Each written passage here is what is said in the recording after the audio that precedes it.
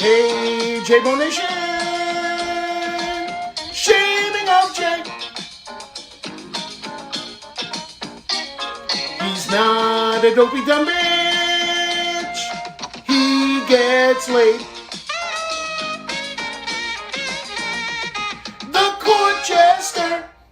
The court DJ. It's time to dive into the case. To the case. Good morning, beautiful humans. Yeah, I forgot to add myself to the stage. So happy to see you guys. Good morning, good morning, good morning for day 2 of the Tyler Dazey horrific murder case that is disturbing in many, many ways, as his poor mother and Echo were brutally murdered. So if you're wondering, Jay had an errand that he had to run with Ethan. He will be here imminently. And I'm sure he's super excited about day 2 of this trial. So I am currently, my big challenge today is going to be making sure that I'm keeping an eye on this thing, so we're all timely. So yeah, what's going on, guys? Good morning, beautiful humans. I'm always excited to see you guys.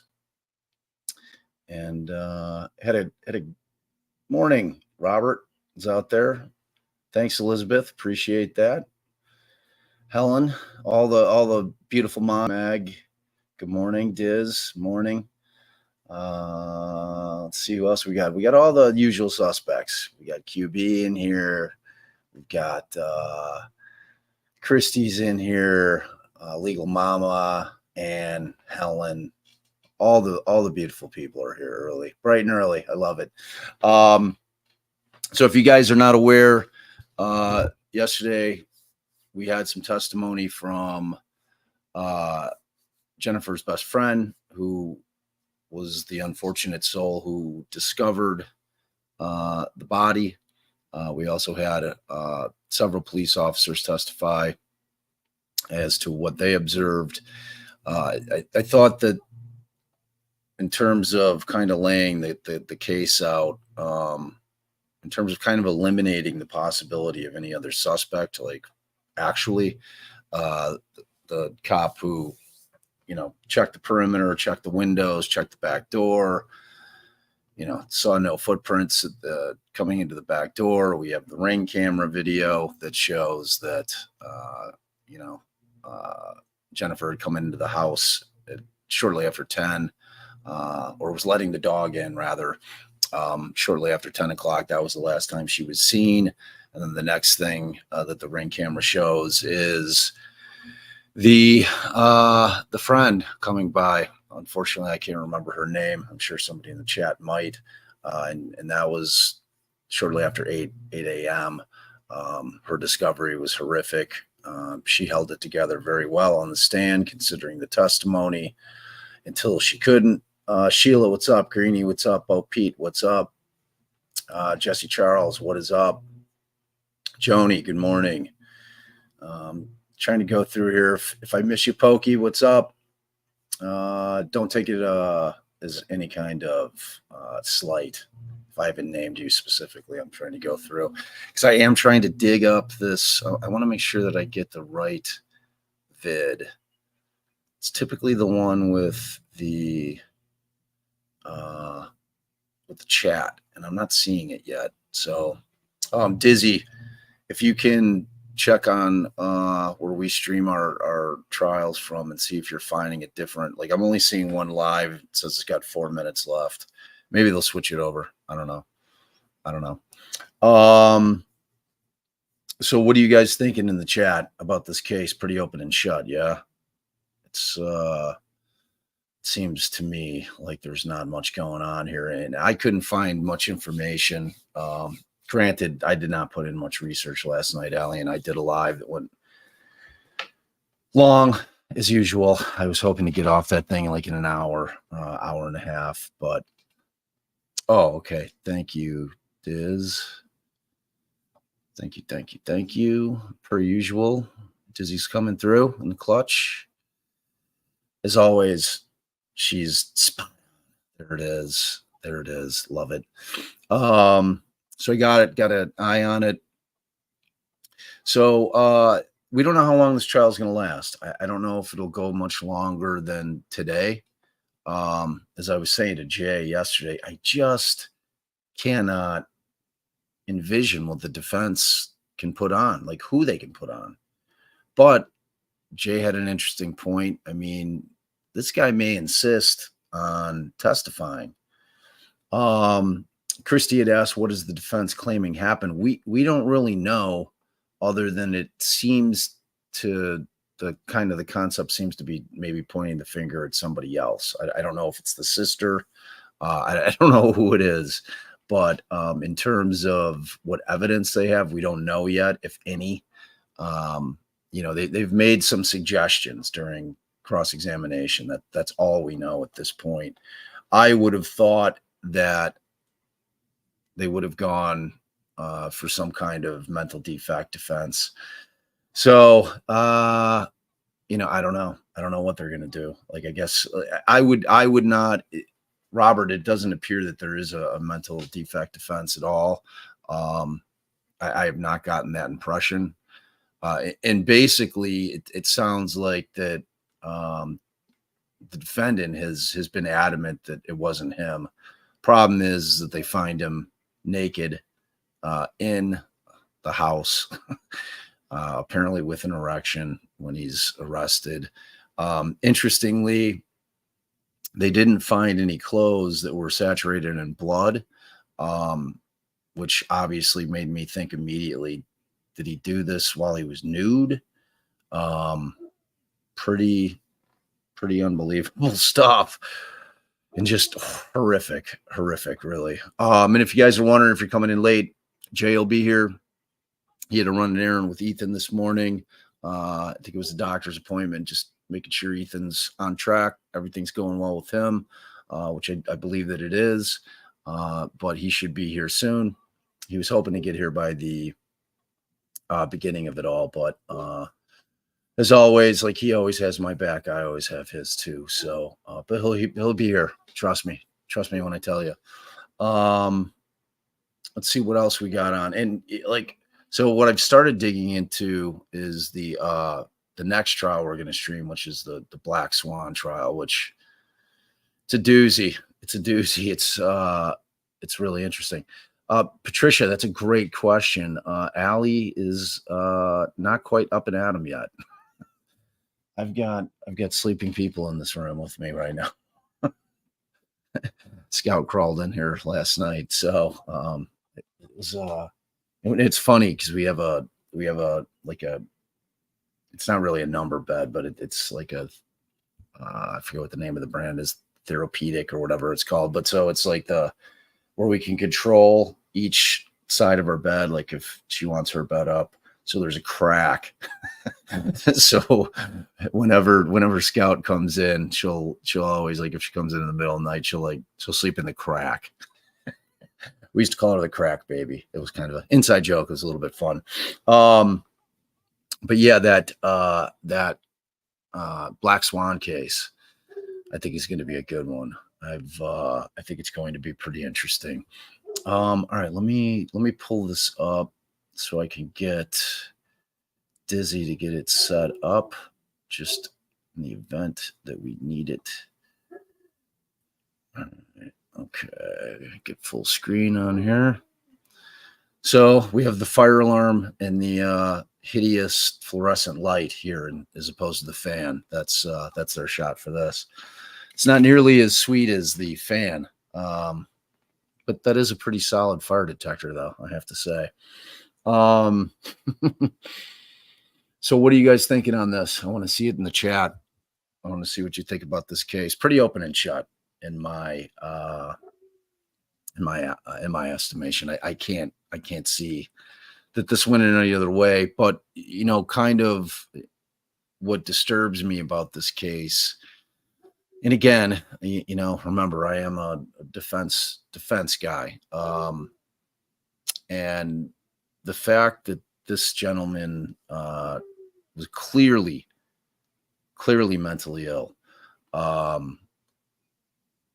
for diagnosed mentally ill for, it sounds like for years, is problematic for me in a lot of different ways. I mean, you can't excuse the act, right? Because the act itself is so horrific, but if somebody doesn't have the ability to be able to discern reality from fantasy or fiction or whatever the case may be, because their mind won't allow them, it's one of those cases where I would have been going to the state before trial and asking them to acknowledge it in the sense that, look, I mean, we have to get them out of society, but is prison the right place? And the fear typically with the mental defect defenses, or, not guilty by reason of insanity or things of that nature, is that depending on where you're at and which jurisdiction you're at or in, there is a possibility that if that person is deemed to have been, fully recovered from whatever their mental illness is, that, there's a possibility that they can be released, which is always a scary concept for people, and I talk about it a lot in my gay C season of the podcast. My father's, and I highly recommend that anybody who has a kind of an interest in the difficulties of mental defect defenses, especially in homicide cases where somebody's lost their life, it's our inclination to want to have eye for an eye type of situation. Well, if you did this, you're going in, you're going away for good. And, in cases where there's like a motive that's just ridiculous, whether it be, money, whether it be jealousy, whether it, like any of those things, that really should never amount to murder. That's a different situation where you have a situation where somebody is clearly mentally ill and is incapable of controlling their mind. I just don't know how you can hold them legally responsible. And that's a really hard thing to come to grips with. I understand that. And it's really hard to get jurors to come to grips with it. I mean, they don't call the insanity defense the defense of last resort for no reason. It's because it's very, very difficult to convince jurors to find somebody not guilty of a crime, especially when it's horrific in nature, by reason of insanity, because people sometimes have a very hard time wrapping their mind around the concept of that people just can't gain a control over their mind. And for those, like I was talking about it yesterday, if you don't know anybody personally who suffers from mental illness, I think it can be hard to kind of digest. But I think that people that do know people that suffer from mental illness, they understand very clearly that it's a very real thing. And that was one of the things that Alice and I always advocate for. Like the reality is that most crimes are typically caused by either an addiction or mental illness, or a combination of both. All right. Hey, there's my guy. What up? Can you hear it? Is there sound? I don't hear it, though. They did have some issues with it last time. It wasn't. Wait, let me see. It might be me. Hold on. All right. I clearly have about 10 different YouTube windows open. That sounded like some baseball there, Jay. What? I had some like on my speaker. I could hear the. Before we bring the jury in, Mr. Blair or Mr. Hoover, can you report? Did you have a conversation with your client this morning at the jail? did. Oh, Okay. And has What's happening? he indicated his preference about whether he wants to be talk here to the today or client not at be the here? jail. He has indicated that he does not want to be here today. Who did? that Doesn't wanna- it is he doesn't wanna be there. It is the Sabbath, and Again? it is a religious day for him. Okay. It's a Okay. Sabbath and a religious All right, day for very him, good. is what he told the Okay, attorneys. Shelley, let's go ahead and bring the jury in. Really? Yeah. Is Sabbath? Do we have any religious folks out there? What is he talking about? Is that what? I don't know. What's up, everybody? Hey, Jay. It's Thursday. Allison's over here like, what do you mean? What day is it? I'm like, yeah, it's Sunday. Sunday, babe. No. Like, it's Thursday. Jesus. Sabbath, Friday, sundown. Oh, so we're back at the ceiling. So what's up, Back. man? How's Ethan? He's good, thanks. He said that the guy said today he's going to test his strength next week, and if it's good, he should be done. So that's good news.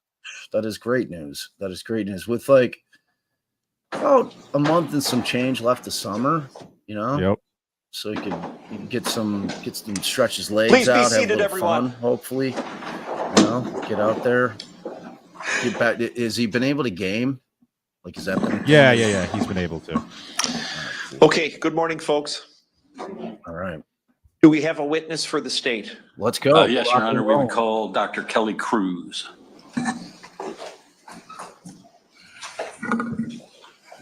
Yeah, I'll be right back. Okay. Gotta grab my coffee.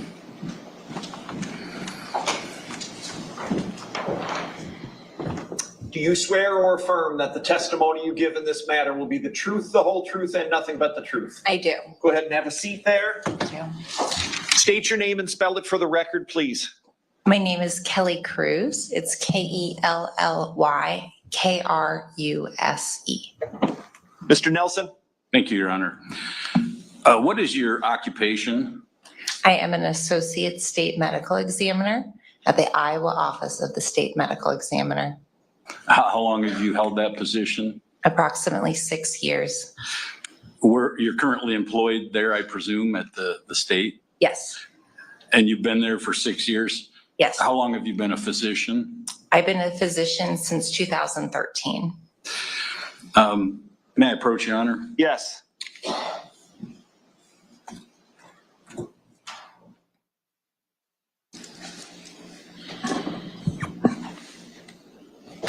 Let me show you what's been marked as State's Exhibit 25. Could you tell me what that document is? This is a copy of my CV or my resume. Is that a true and accurate reflection of your educational and work history?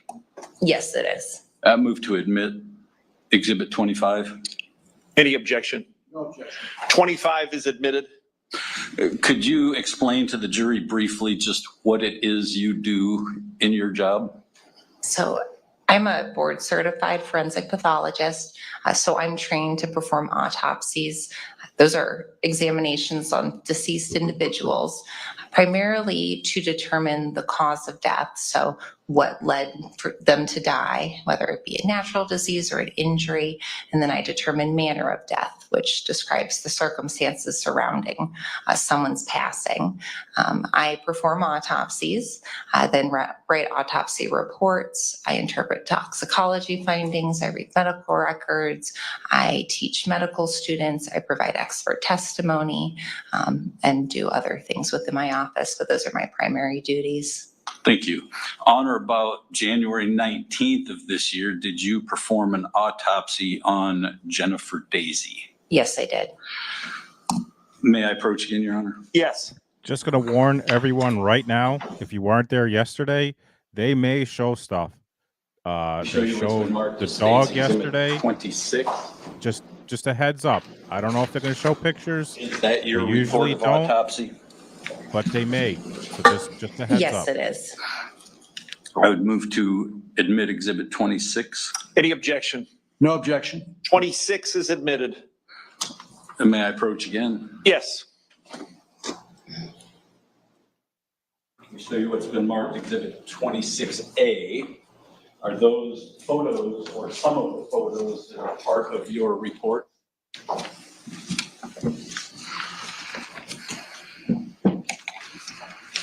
Yes. Did you select certain photos that you believe would be helpful in describing the injuries and your conclusions? Yes, I did. And that's what's contained in that exhibit? Yes. Move to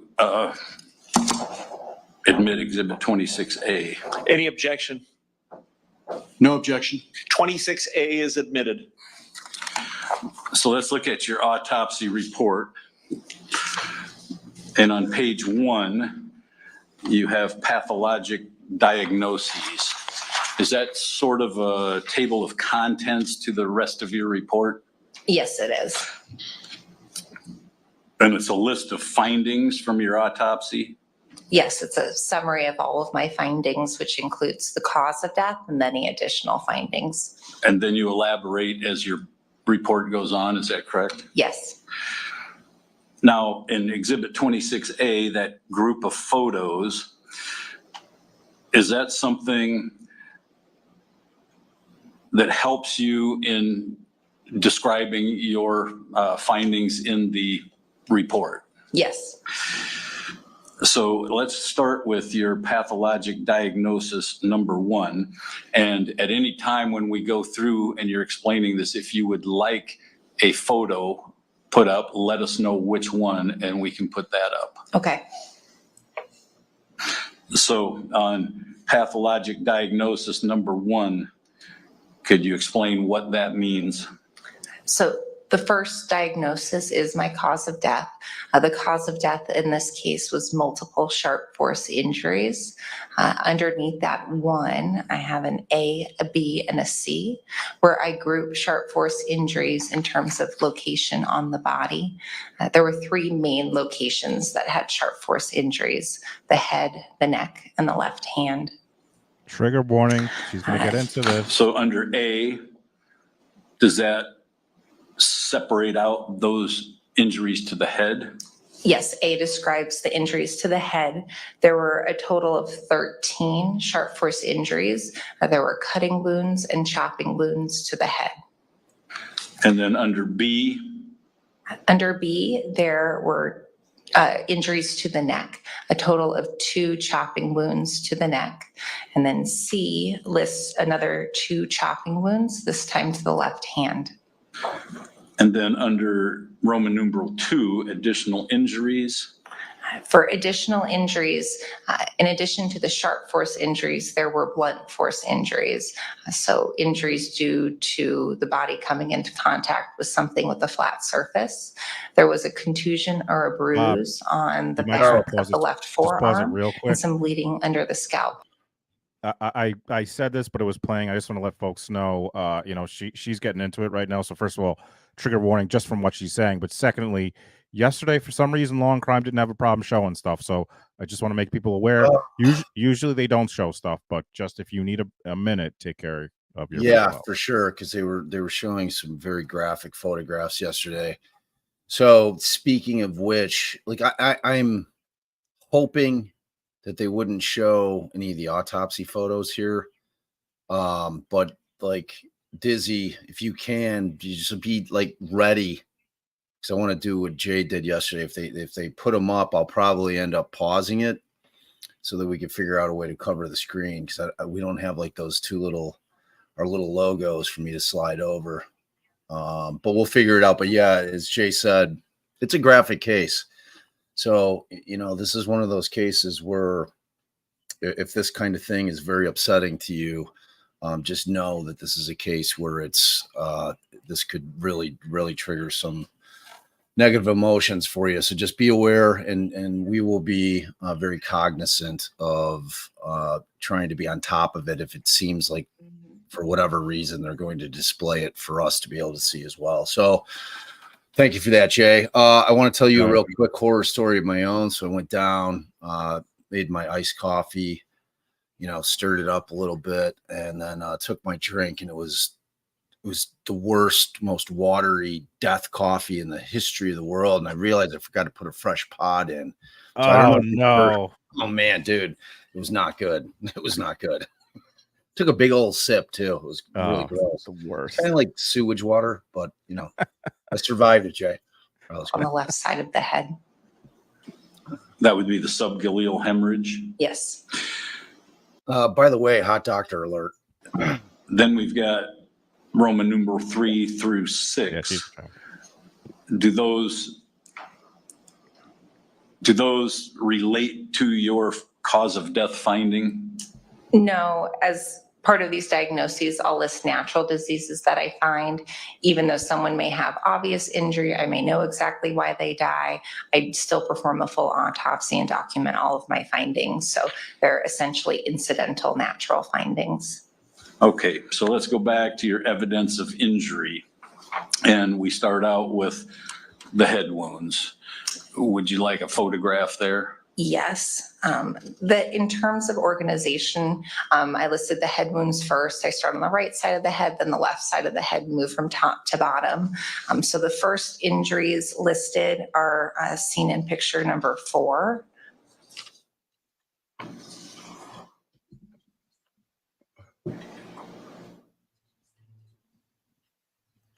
That's one. May we publish, Your Honor? Yes. So this photo is looking at the right side of the upper forehead. Here there are a total of 3 chopping wounds. The largest has a squared appearance. It created a skin flap with the skin can be reflected upward. And on the lateral aspect of the head, when looking at the photo, it's on your left.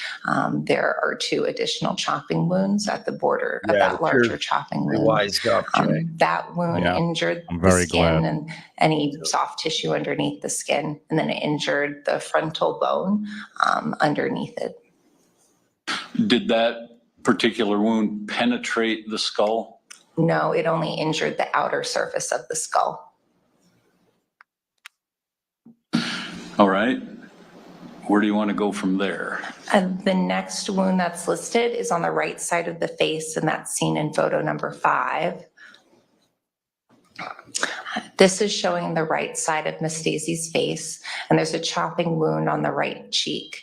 This chopping wound injured the skin, the soft tissue of the right cheek, and then the right side of the mandible or the jawbone. What was the depth of that wound? Jesus. The depth of that wound was 1 5/8 inches. Okay, what would be next? The next wounds all were on the left side of the head, and these can be seen in photo 6. Could you describe what your findings are there? Here we have the top 2 larger wounds are chopping wounds. Both injured the skin, the soft tissue underneath the skin, the skull, the dura, which is a thin layer of tissue that covers the brain, and then the brain itself. That topmost chopping wound, within that wound is silver metal. That's from the decedent's previous brain surgery. The chopping wound actually fragmented that surgical material. Both resulted in fractures not only of the bone that was directly underneath the skin, but they resulted in fractures of the base of the skull. The topmost chopping wound injured part of the skull that's near the left eye, and then the lower one injured part of the skull that's near the ear canal. In between those 2 chopping wounds are 2 small cutting wounds. Cutting wounds just injured the superficial soft tissue or the skin.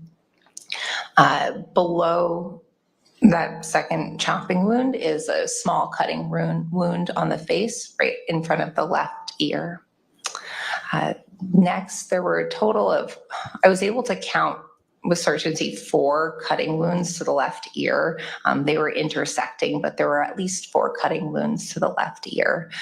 And so those were all of the chopping and cutting wounds to the left side of the head. I have left a laser pointer up there if you find that you want to point something out up here on the screen. As part of your explanation, feel free to do so. Thank you. Okay, so where should we move to next? Next, I described the wounds to the neck, which are in photo 7. One of the wounds can be seen in this photo, and then this is just an extension These are the cutting wounds of the neck. And then photo 7 shows both of them together, more on the back of the neck. So there were 2 chopping wounds to the left side of the neck, one more toward the front and one more toward the back. Those injured the soft tissue of the neck and then bones of the upper cervical spine. I did not appreciate any injury to the spinal cord itself, and those had a maximum depth of 2 inches. What would be your next finding? And then the next part of the body that had sharp force injury was the left hand. One of the injuries can be seen in photo 8. So this is looking at the left hand, the back of the left hand near the left thumb. Here is a curved chopping wound that created a skin flap that can be reflected upward. This injured the soft tissue of the hand and then a bone of the hand near the left thumb. Photo 9 shows the last chopping wound.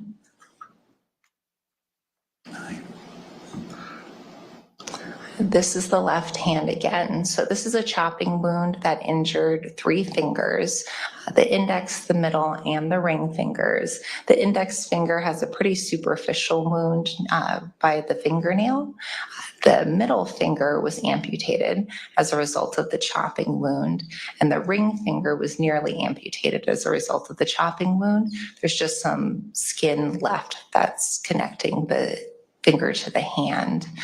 Injuries here included soft tissue and then bones of the fingers. Are there any other findings that you think you need to touch on? Those were all the sharp force injuries that I found, and then the additional blunt force injuries of the bruise of the left forearm and then some bleeding under the scalp. And those are the only injuries that I documented in my autopsy. All right, just for a little housekeeping, I think I glossed over this, but the photo number 1.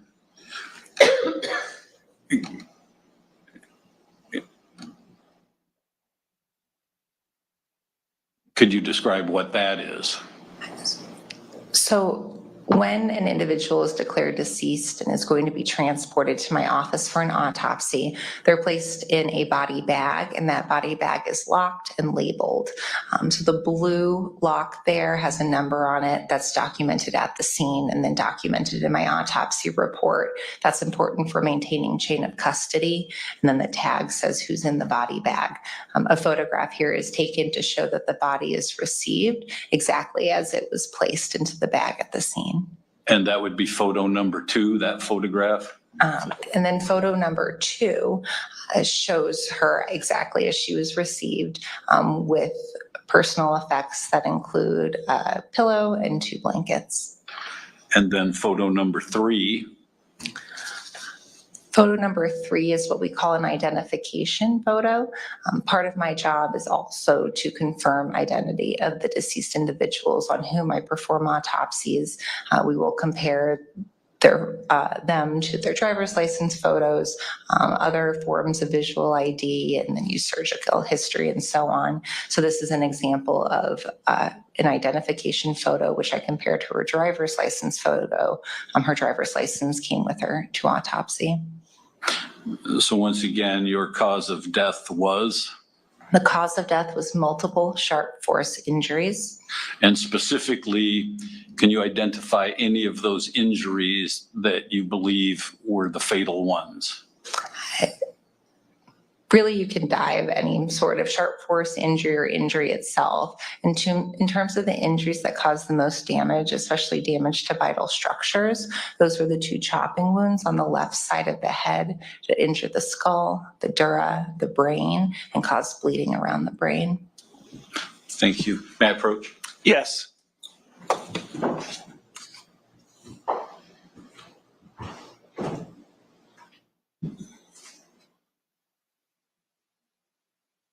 For folks speculating about the, did you say something to me, Bob? No, I was muted. I'll show you what's been marked as exhibit I was just going to say, for 14. folks speculating about, the religious holiday, for folks who don't know and maybe new to this, the defendant has some mental health issues, schizophrenia. So it's very likely there's really not a. I mean, I don't know for sure, but I would venture to guess there's not a day that he has some issues. So I know people are like, well, he has this, and it also goes to, I don't know if there may be people who are new here. We watched an interview with his sister yesterday. She went over, he has schizophrenia. When he's like that, she doesn't even know who he is. We watched an interview, and also for folks who don't know, he was deemed not competent for trial, and then again later he was deemed competent. The judge wanted to send him to an institution. He said, I'm not taking any drugs. So just letting people know there's some mental health issues in play here. Yeah, and I had gone through that too. And I just kind of pile on to that. And we talked about it yesterday. There's a distinct difference legally between competency and say for instance some kind of mental health defect defense. They're two entirely different things. Competency, which I wanted to pull this up, QB had asked, how did he go from non-competent to competent? So the way that works is anybody involved with the trial has the ability to be able to say, look, per statute, we don't believe that the defendant is competent. The state can do it. We can do it. As far as our defendants go, if the judge, is concerned, the judge can say, all right, well, I'm going to send him in for a competency evaluation. And at that point, and typically if somebody just even brings it up, they're going to be required to send him in to get him evaluated, and that evaluation's done. And if they deem him incompetent based on that evaluation, they're then kept in the mental health facility. And to me, it's always been kind of a medical fallacy, but the answer to your question, QB, is that they fix the incompetency is what they say. They've turned him competent or turned her competent. There's no real explanation on how they're now competent, whether it was by medication or some kind of therapy or, to me, it's never seemed legit. We're talking about mental illness here. I don't know how, and you're always fighting that in terms of you're sending them to, especially from the defense side of it, you're sending, your client to a state hospital. And I've had serious concerns about clients of mine that I truly felt that they were not competent, and it's, because they can understand the legal process, right? Yeah, I know what a judge is. I know what a lawyer is. I know that I'm charged with the crime, but still not have a grasp on reality. You know what I'm saying? In which case they're not able to help me, because the other component to competency is being able to assist in their own defense, being able to help us assist in their own defense. What happened here? Help us help you type of thing. And they're just not able to do it. So, you're sending them to a state facility and you're just hoping that these doctors are legitimate, that they're not just trying to push people through the system, which to me, it seems like they always are, but how am I to question when they send back reports? I mean, they did it in Garcia twice.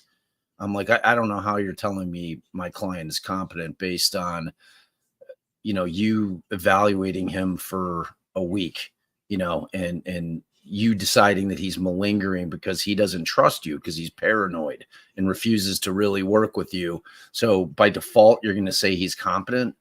I'm like, that's not how this thing should work. And Right. That's how it works a lot of times. So yeah, that did occur. I mean,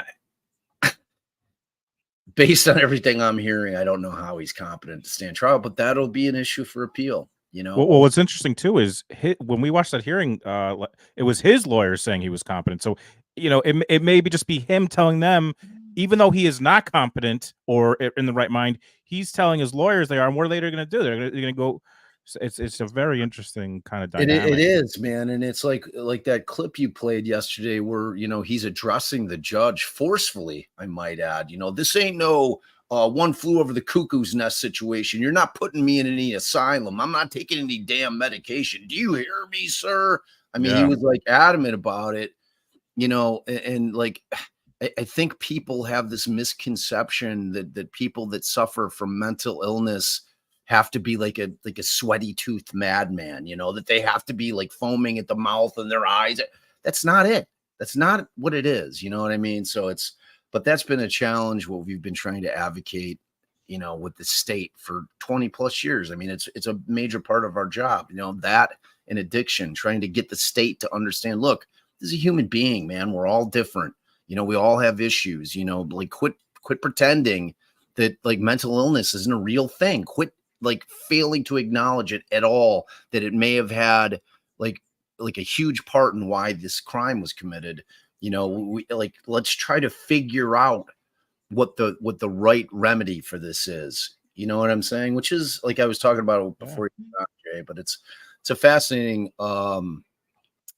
conversation, really. Oh, and by the way, so what do you got coming up for Adelson? I know you got something. Just on Monday when the conference, the status conference. That's all I got. Okay, because I know it's starting to heat up. When's that trial date? September 17th. Ooh-wee. It's gonna be here before you know it. It's coming. All right, let's rock and roll.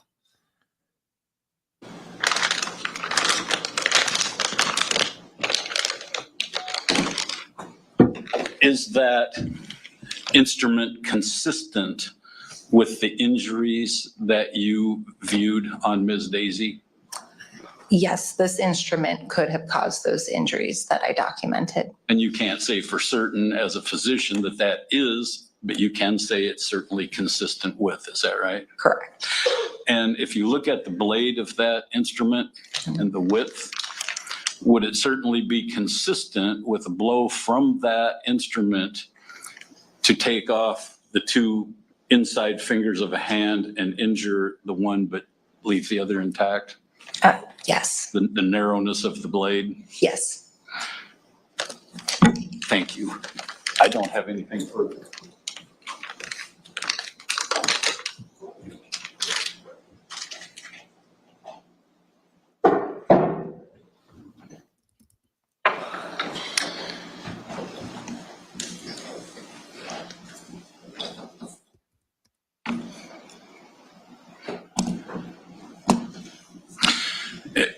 Can I ask one question, Your Honor? Yes, go ahead. Kind of got ahead of myself. Go ahead.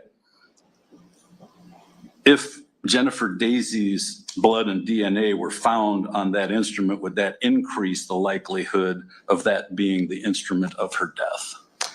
From an autopsy standpoint, it doesn't change anything, but from an investigative standpoint, that would make sense, yes. Thank you. Now I have nothing further. Cross-examination.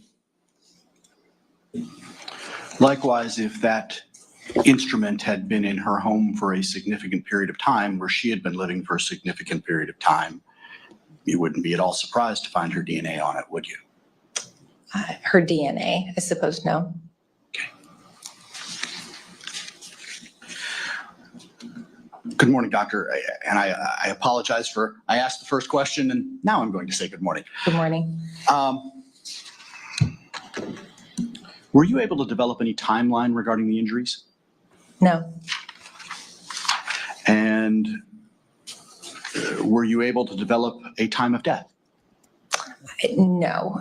For the death certificate, when it says date and time of death, it's when she was found and pronounced dead. Okay. So you're not able to actually tell when this occurred, are you? No.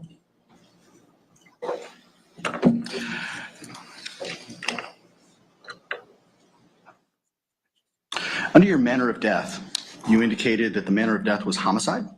Yes. Now, specifically, what does that mean to you? Homicide is a medical determination. So unlike cause, where I have many different options, manner of death, I only have 5, a homicide being one of them. And homicide to me, it means death at the hands of another. Okay. So that's a medical determination, not a legal conclusion. Correct. All right. And there's a distinction between those two things, isn't there? Yes. You're not making any statement with regards to guilt or innocence or who did it or any of that, are you? No, I am not. Okay.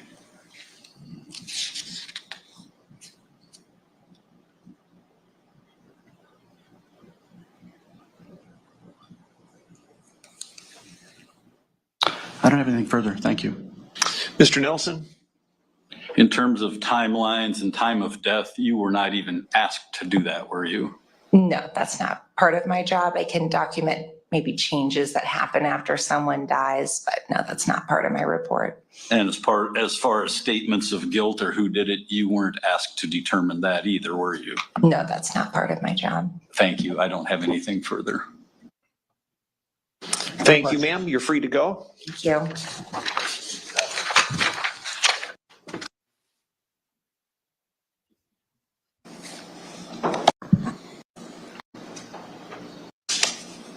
This up and make sure that we can connect with the next witness. Folks, we're going to give you a real short break.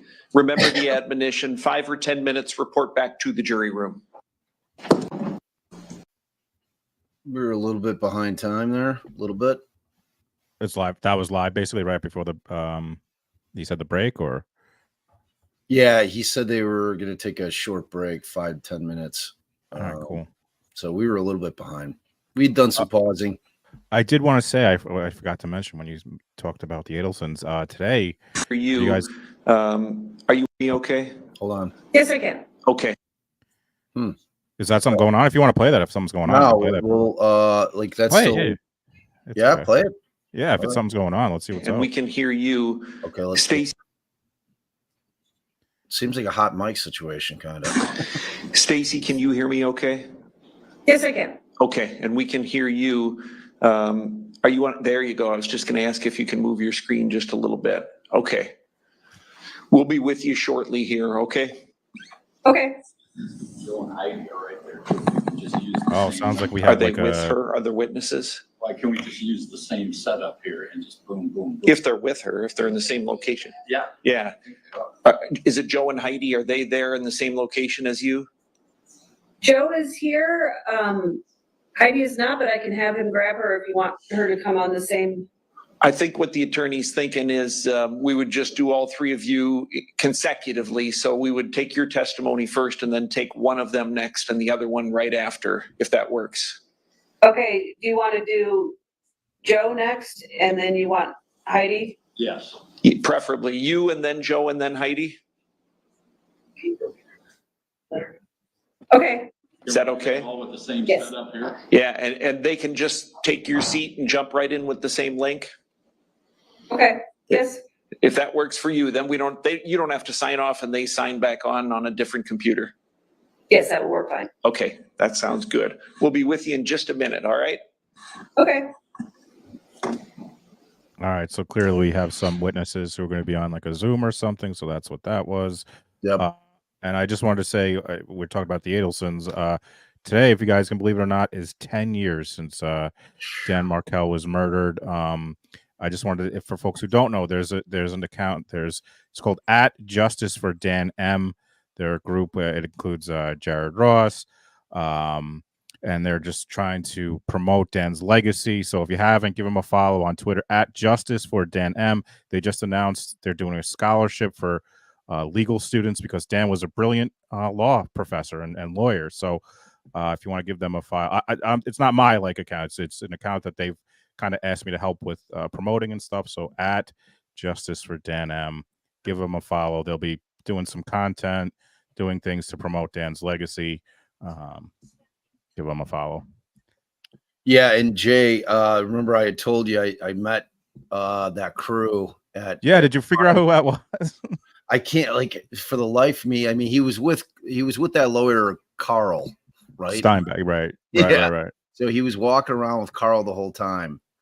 So I don't I can't for the life of me remember what his name was because I met a million people. So it was but I met him, a really, really nice guy and very, very passionate about Dan getting justice all the way around. So it's and it's always incredible to me that the people remain passionate and just fight to make sure that their loved ones and people that they care about get justice, or whatever we call justice. It's I always have a problem with it's just there's no bringing back these victims, so it's I always wonder from the victims' families' perspective, if I guess it's a form of justice. You know what I mean? It's it's the best that we can do. But well, one of the most sorry, go ahead. That was I it. was going to say Obviously, one of the most upsetting things in this case to me, and I think to a lot of people, is that Dan's mom and dad and sister, since 10 years ago, have virtually no access to Dan's kids. Like crazy. they've seen them a few times. You know, they have. I've talked about this before, but they've been in under the Adelson cult. You know, where they're telling them that, you know, who knows what they're telling them, but they're certainly not telling them obviously that they had anything to do with it. But Right. it's got to, they're starting to get there about one of the reasons that I'm very like passionate about this case is not only did I go through a contentious divorce, my sons are basically that their age now, and they were there when they were young when I went through my first divorce. So, you know, I've talked about this, Bob, but you got to figure at this point, and they're becoming they are teenagers. I know. They're starting to see stuff on social media. So hopefully, you know, they're getting some sort of a different perspective. I hope that they get more access. The only reason they had any access recently was because there was a big, you know, it was a big kind of public outcry, and then but it was really basically nothing. I think it's maybe been 5 times, maybe, or I'm not sure. It's been a very small time that their, you know, their grandparents get to see their grandkids. It's crazy. It's crazy. And you know, I think Illinois for years, grandparents had like zero rights, like being able to go in terms of having what they call standing to go into court and to be able to fight to see your blood, your kids, your grandchildren, you know, which just blew my mind, you know. But it was like they've changed the law here so that they do have the ability to get into court, you know, which they should. I mean, that concept is bizarre to me, but what makes it even more bizarre in the Adelson case is the fact that now we have one of the, you know, primary members of that family convicted, you know, and now a second one has been charged and is standing trial, and yet like nothing has been done about removing those kids from that family. I mean, like, the amount of like psychological damage that could be going on is breathtaking, you know. And like you were right. talking about, like with that cult type thing, like we have no idea what they've been pumping into their minds for years. But like you said, and I always would tell my clients, I'm like, look, you know, when the kids get old enough, like, especially if I had a situation where I was representing mom, you know, and she's like, yeah, dad's just a shit bag. Like, you know, he never is involved with their lives. And, you know, and then whenever they go see him, he brings them to do, you know, fun shit. And, you know, but he's not part of the day-to-day operation of this. He's not really raising the kids. And I'm like, look, that may seem all well and good for him now, but when the kids get older, they're going to know. They're going to know who the parent was. They're going to know and appreciate who really, really did the work there, you know? And it's like, it's one of those things where you hope that the kids are going to be able to see what's really going on here. And as one Adelson after another goes down in this thing, you know, it's comforting to know that the Markells will be there to scoop them up. You know, they're at the ready. You know what I mean? Yeah, big time. Someone pointed out in the chat that Ruth, yeah, she fought there was not a law in Florida. They fought, and now there's a law. If one of the parents, I forget the exact what the law is, but has been, I don't know if it's charged with the crime, it's probably convicted, but probably convicted. Then the other family gets to come in and you know, take custody. For folks who don't know, one of the things that happened was Ruth Markel reaches out to like in Florida, because they're in Canada, she's in Canada. She reaches out to like an advocate, and they're like, listen, just in case anything happens and they're convicted, do we have something? I don't want the kids to go into foster care. I will do what I can to come down there and work things out. And Wendy took that as she was taking her kids from her. And then at that point, when she did that and she found out about it, Please be seated, everyone. She didn't let them see the kids anymore. She didn't let her see her grandkids. So that was a thing that happened. So it looks like that. It's crazy. Ma'am, can you hear me okay? Yes, Okay. You need to take an oath before you testify. Do you understand that? yes, Can I have you raise your right hand, please? Do you swear or affirm that the testimony you give in this matter will be the truth, the whole truth, and nothing but the truth? yes. See, and when Zoom became a thing in courts, I loved the concept of not having to like physically be at the courthouse for like status calls, and statuses are a majority of court dates, right? It's like lay people, it drives them nuts in terms of them saying, oh, well, okay, this thing is delayed over and over and over. Every time they go in there, we're just saying we're going to continue it. I think as you've progressed through watching trials, you start to realize that these cases take a lot of work to get them to trial. That's just the facts. There's just a lot of motion work that has to be done. There's a lot of investigation that has to be done by the defense. Discovery's got to be tendered. All those things have to happen, and it takes time. That's the fact of it. So like me not having to get up, get dressed in a full suit and drive to court, which would take 25, 35, depending what courthouse I'm going to, an hour each way for a 5-minute status call, where I'm just stepping in front of the judge and says, okay, we're going to set another date. Here's your date. How's discovery going? Yeah, it's going fine. Boop. And then, so like I loved it for that.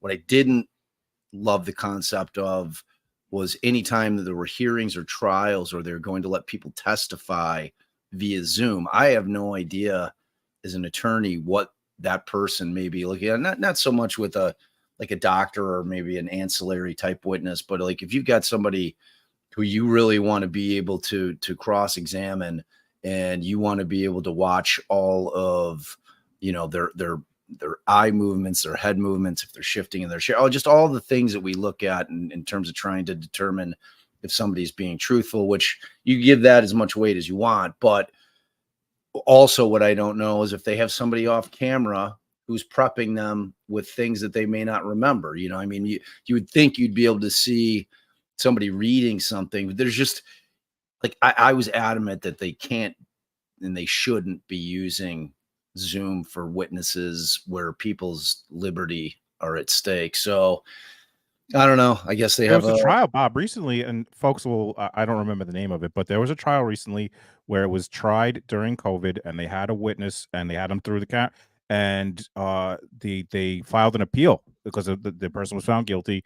And they said, if folks remember who this is, tell me. It was a woman who was killed they set it up as a pizza delivery. I can't remember the name, but they killed this woman. They faked a pizza delivery. But anyway, there was an appeal and they redid it because they said doing it through the Zoom was an issue. So it's clearly something that, and to your point, Bob, not only could there be someone, say behind in that room, or she could have her camera have an extra screen, have it split screen, have something. You can't tell. I can't tell. No idea. She could have her documents that she's reviewing, and we've often noticed during trials when we're like, why the hell are they letting this witness just read from their report? That's not what's supposed to be happening on a witness stand. So it's like those are the things that I was always concerned with, wherein. And I think it's a judge by judge situation. Like there are judges in our counties that hate Zoom, that they won't do anything via Zoom. Even the status calls, which really for like status calls, it if it's a case that's not criminal per se, but like say a civil case or a divorce type hearing, like it's saving our clients money because we're not charging them travel time to get to court. Like if it's a 5-minute Zoom, it's a 5-minute Zoom. So there's just benefits for everybody. And like, especially once they really started to get the hang of it.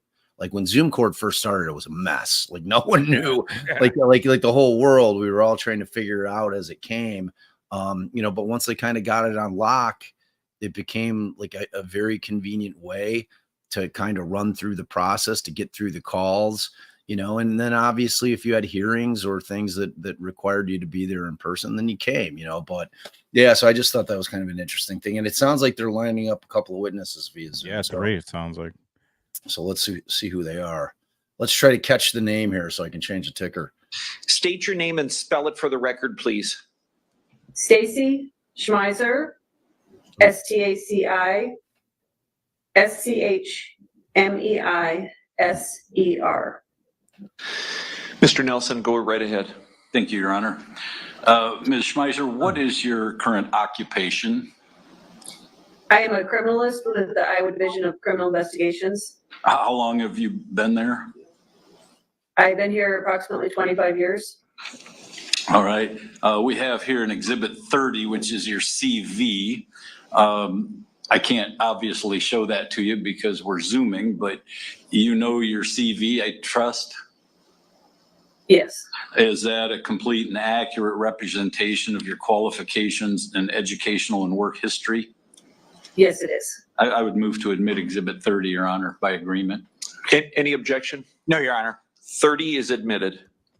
As part of your functions, job functions, did you receive a blood specimen from the Dubuque Police Department on or about January 30th Let me of know this if I year? butchered that last name. I feel like I did. Yes, it was received into the laboratory on January 31st. Close. Okay.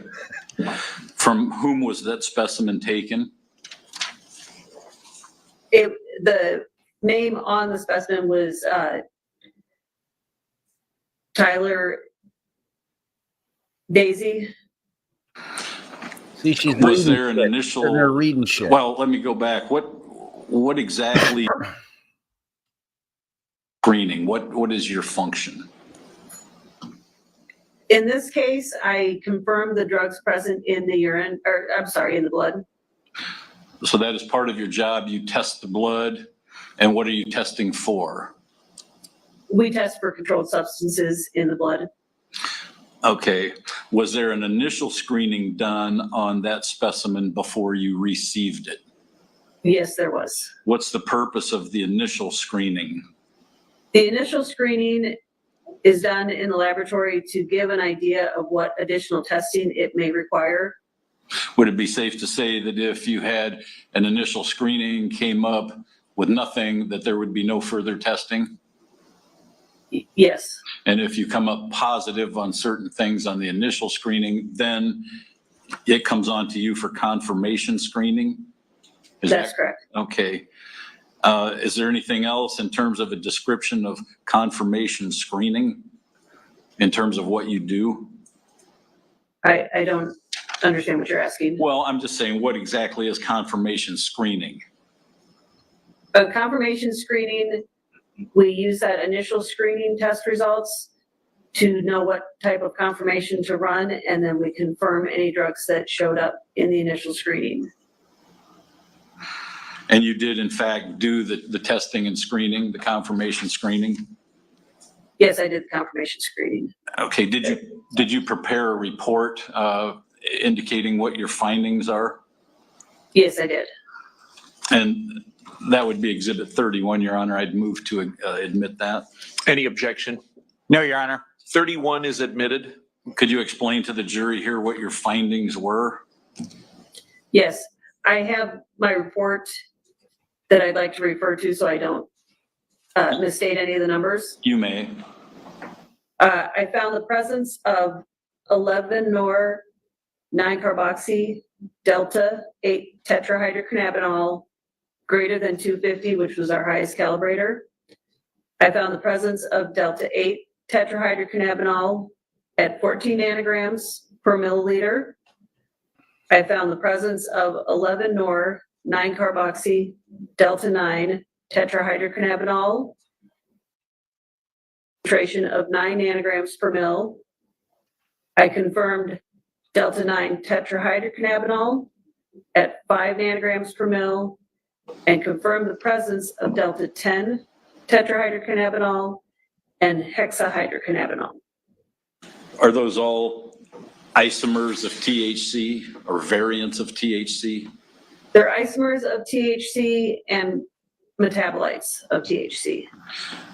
So in layman's terms, basically you're saying that this person consumed THC of various sources or from various sources? Yes. The numbers that you found, do they indicate heavy use, light use, or can you tell that at all?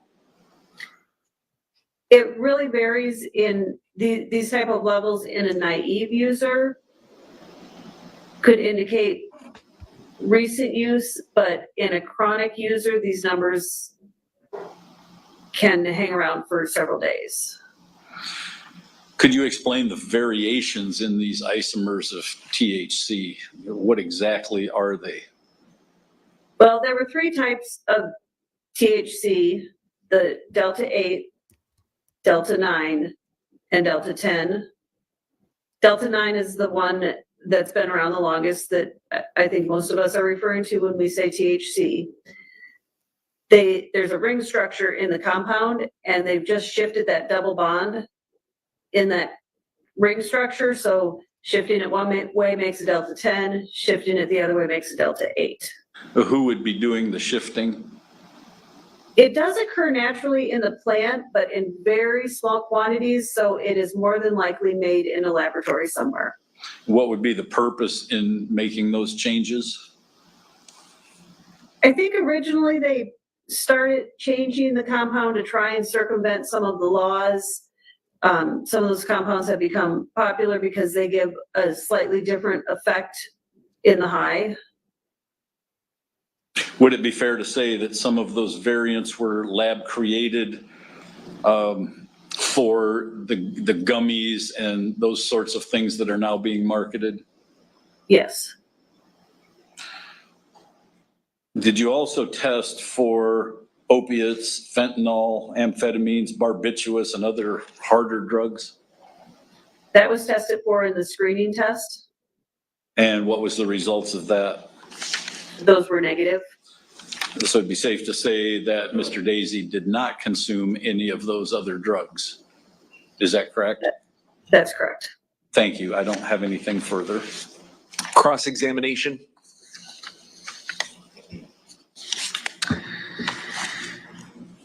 How you doing today? Good. Good.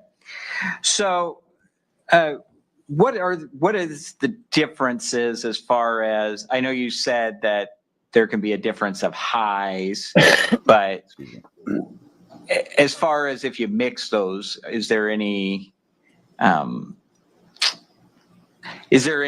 different effect if you're mixing the different kinds of Delta 8, Delta 9, Delta 10? They all have very similar effects, so it would be more of an additive effect. Is there any dangers in mixing those? There's no dangers per se of mixing those. There could be dangers in the amount that you would consume. And if you know, what would those dangers be? Someone can certainly overdose on marijuana. It isn't as dangerous as some of the other drugs, but they may have negative reaction. Okay. Do you know what kind of negative reactions? Just decreased mobility, decreased attention to details, changes in thoughts, mood, behavior. Okay. Is sometimes paranoia a side effect? Paranoia, anxiousness can be a side effect, yes.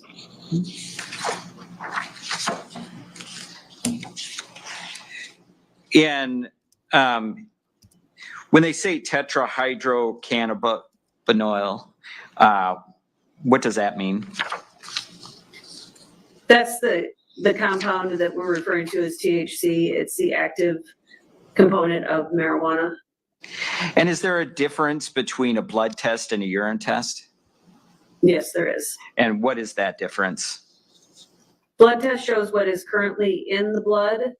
It typically has a little tighter time frame window. Urine test shows what's already been metabolized and excreted from the body.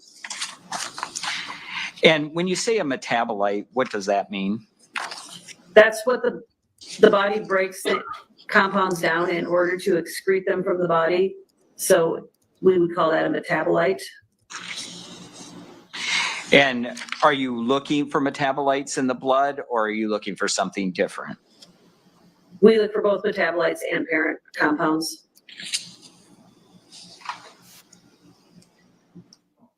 No further questions. Mr. Nelson, anything else for this witness? Yes, you didn't find any dangerous levels in the specimen that you tested, did you? No, I did not. Thank you. Nothing further. Okay, Mr. Nelson, who's the next witness going to be? Joe Moret. Okay. Thank you, ma'am. Thank you, Ms. Schmeiser.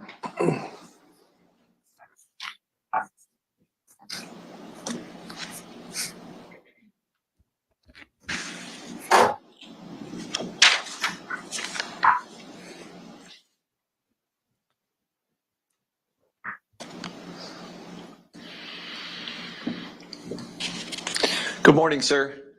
Good morning. Can you please raise your right hand for me? Do you swear or affirm that the testimony you give in this matter will be the truth, the whole truth, and nothing but the truth? I do. Can you state your name and spell it for the record, please? My name is Joseph Daniel Moret, JosephdanielMorrett. Go ahead, Mr. Nelson. Thank you. What is your current occupation?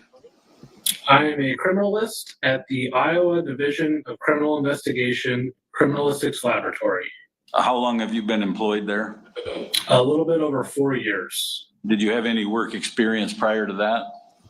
I ran the biolab at a company called Ajinomoto North America in Eddyville, Iowa. You provided a statement of qualifications. Is that an accurate representation of your educational and work history as well as your qualifications? Yes, it is.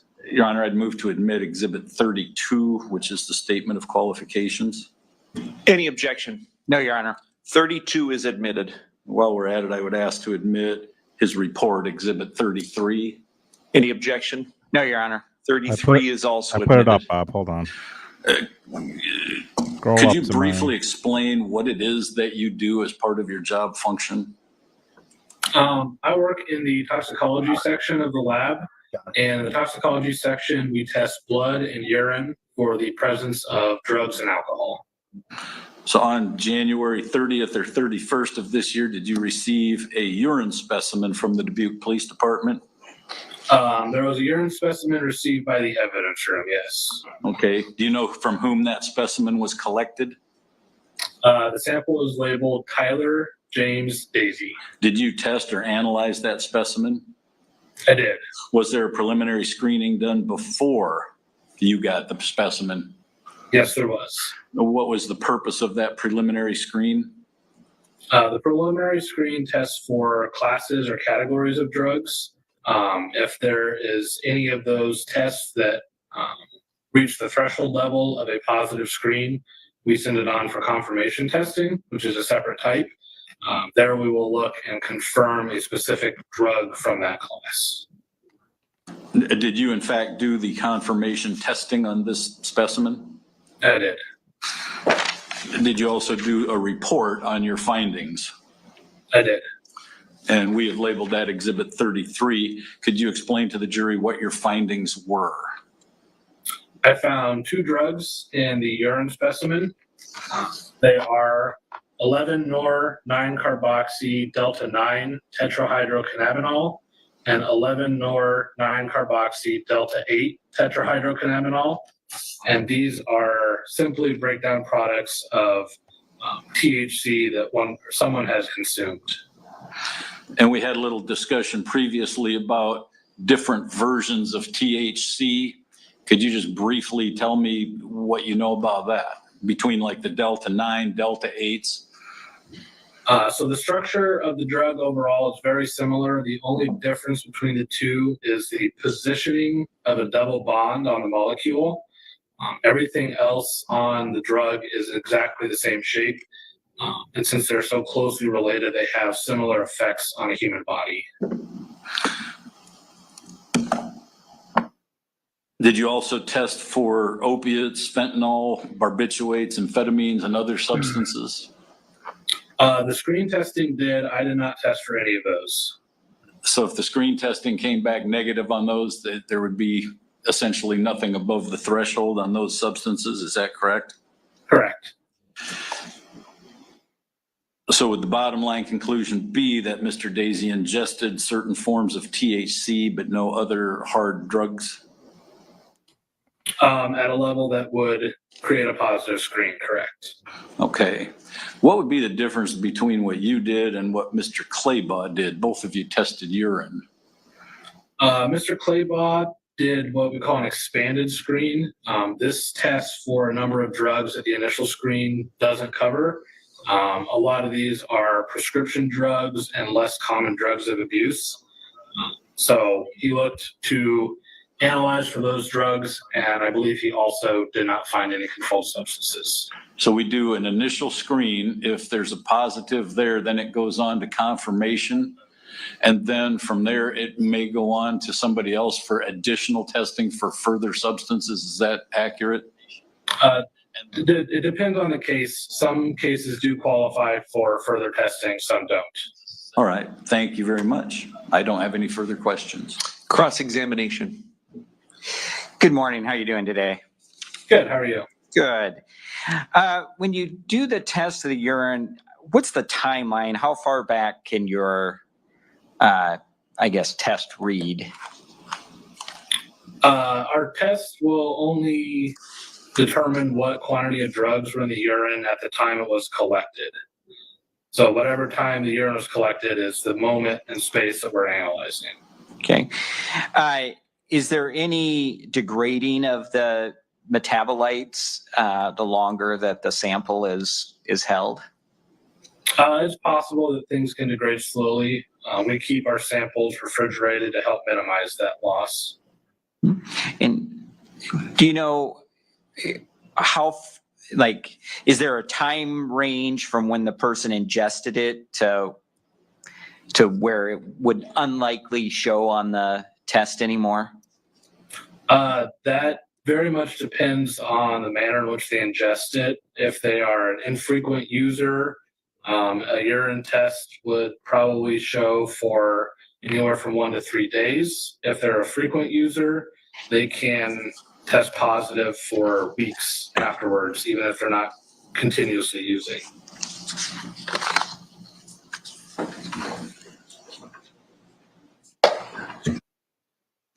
No further questions. Mr. Nelson? Nothing further. And who's our next witness, Mr. Nelson? That would be Heidi Rogowski. Okay, thank you, sir. Thank you.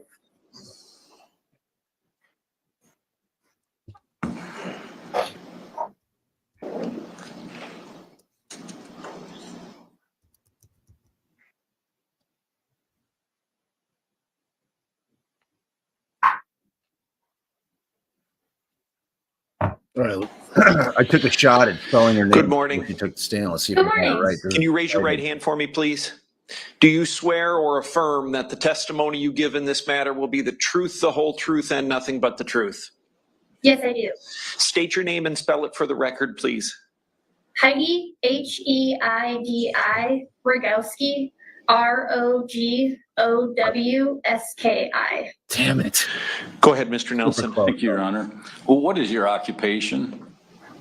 I currently work as a criminalist for the Iowa Division of Criminal Investigation at their criminalistics laboratory in Ankeny, Iowa. How long have you been employed there? I started with them in March of 2022, so just under 2.5 years. You have sent a statement of qualifications along, and I ask, is that an accurate representation of your education, training, qualifications, and work history? Can you tell me the date on that document? Revised June 27th of 2024. Yes, that will be the most recent copy. And that would be Exhibit 39. Your Honor, I'd move to admit that. Any objection? No objection. 39 is admitted. You hold a master's degree in forensic science, is that correct? Yes, I do. You also have many hours of specialized training on prints.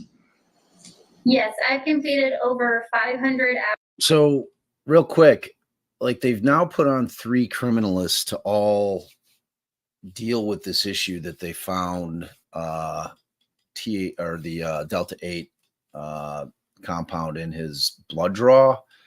And like I'm trying to determine whether or not this was in anticipation of the defense trying to put forth some kind of defense, like the Twinkie defense, or any of those kind of like offshoots of defenses wherein they're saying that this compound caused him to like temporarily go insane. But like again, like I just we haven't seen any of the documents in this case yet, so I don't know if they have any affirmative defenses. So I don't know.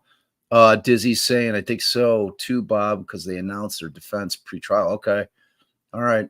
So that makes more sense that they're addressing this now, because I was wondering, Jay, why they keep putting these criminologists on to kind of explain Delta 88 or Delta 8 and what what effects it can have on people. Right. I mean, I've heard like people do crazy shit on it, depending on how much they take. Like I took it, I put it in the chat. I had taken it like with my buddies that we always do the Super Bowl trip with. One of my buddies who lives in Indiana, where it's not legal.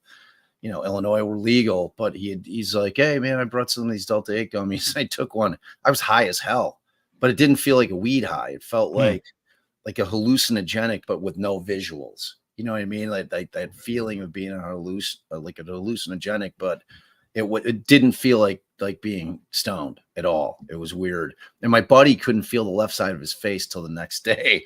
Wow. He's like, oh, dude, I'm so high. Like I had never heard of it. Yeah, it's a Before compound right now. that they really started using to kind of skirt around the fact that weed's not legal in certain states, because technically it was a loophole drug, Wow. as I like to call it. So yeah, it's kind of interesting. So I think, as Dizzy said, this is kind of a peek at what the defense might be in this. Just like a psychotic episode from the use of this particular compound. So it seems like what's going on. Hours of specialized training through external vendors in the form of specialized coursework and attending professional conferences. Could you explain to the jury here just what it is that you do? My job focuses on the examination of items of evidence for the presence of latent prints. So items submitted to our laboratory, I will examine them to try to see or develop latent prints on those items. Those developed impressions can then be preserved through photography or lifting. And then that development is subsequently analyzed and compared to try to attribute those impressions to a particular source. Could you just tell me what exactly is a latent print versus a known print? A latent print is the chance reproduction of the friction-ridged skin. So on the palms of our hands and the soles of our feet, we have a specialized type of skin known as friction-ridged skin. When this skin comes in contact with the surface of an item, there's the potential that an impression can be left behind. It acts similar to a rubber stamp, and then the sweat and oils located on that skin act as like an ink, leaving behind an impression. A latent print is considered a chance reproduction, and it happens naturally when the skin comes in contact with a surface just due to routine touching and handling. A known print is going to be the intentional reproduction of the friction-ridged skin. These are captured under controlled conditions where the goal is to record someone's friction-ridged skin. These are generally captured through physical means like inks and powders, or we can capture them digitally through a specialized device called a live scan. What are the basic factors in the use of friction-ridged skin as a means of identification? We can use friction-ridged skin as a means for identification due to the nature of friction-ridged skin itself. So the features within your friction-ridged skin vary significantly within the population. So if enough of those features are present in an impression, we can reliably differentiate one individual's impressions from another. Additionally, the skin is generally stable through adolescence to middle adulthood, and that allows us to verify an individual's identity over time. Could you briefly describe the methodology or process that you use in making comparisons? When we develop a latent impression, we go through a process known as ACE-B. ACE-B stands for Analysis, Comparison, Evaluation, and Verification. During the analysis phase, we will assess the developed latent print to see if there are enough of those features present to move it forward to compare. If there is a lack of those features, our examination will halt and we will not proceed further. If there are enough features present, we will move on to comparison. Comparison is the process where we compare side by side the features within the latent print to the features within a known print. We look to see A, is the feature present in both impressions? B, is the sequence of all of those features in agreement as well? And then C, we look for if their spatial relationships or where they lie within the imprint are also in agreement. As that process moves forward, we transition into evaluation. This is ultimately where we arrive at a conclusion, and those conclusions generally are identification, the latent print and the known print originated from the same source. Exclusion, the latent print and the known print originated from different sources. And inconclusive, where due to one reason or another, we're not able to definitively identify or exclude the impression. The final step is verification. This is when a second trained examiner will repeat the process of analyzing the latent print, doing a comparison, and then arriving at a conclusion. If those conclusions are in agreement with one another, we will report out our findings. On or about January 30th of this year, did you receive a hatchet from the Dubuque Police Department for testing? Yes, I did. Did you analyze or test that hatchet and apply the methodology you have described? Yes. Did you prepare a report of your findings? Yes, I did. Your Honor, I'd move to admit Exhibit 40 at this time, which is the report. Any objection? No objection. 40 is admitted. Are your conclusions set forth in your report? Yes, they are. What are your findings and conclusions? Based on my examination of the hatchet, I was able to develop one latent palm print that was suitable for comparison. That developed latent palm print was searched through the Iowa Automated Biometric Identification System. And as a result of that search, it was identified to Tyler Dazey.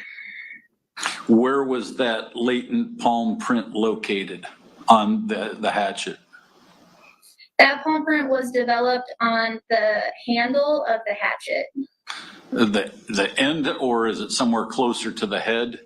Where about on the? I would have to see the item. There should be markings indicating where that impression was developed. What would the markings show? We indicate developed latent prints with an indicator, so it would be the item number and a letter, and then you'll be looking for a bracket, and that indicates source and orientation. All right, thank you very much. I don't have any further questions. Cross-examination. All right, so he's screwed, but we wanted to welcome everybody. We've got a great crowd in here, 284. If you'd be kind enough to hit that like button on the way in. Yes. If you've got your chat up, if you just minimize that, hit that like button. It looks like it's been pretty good so far, Jay.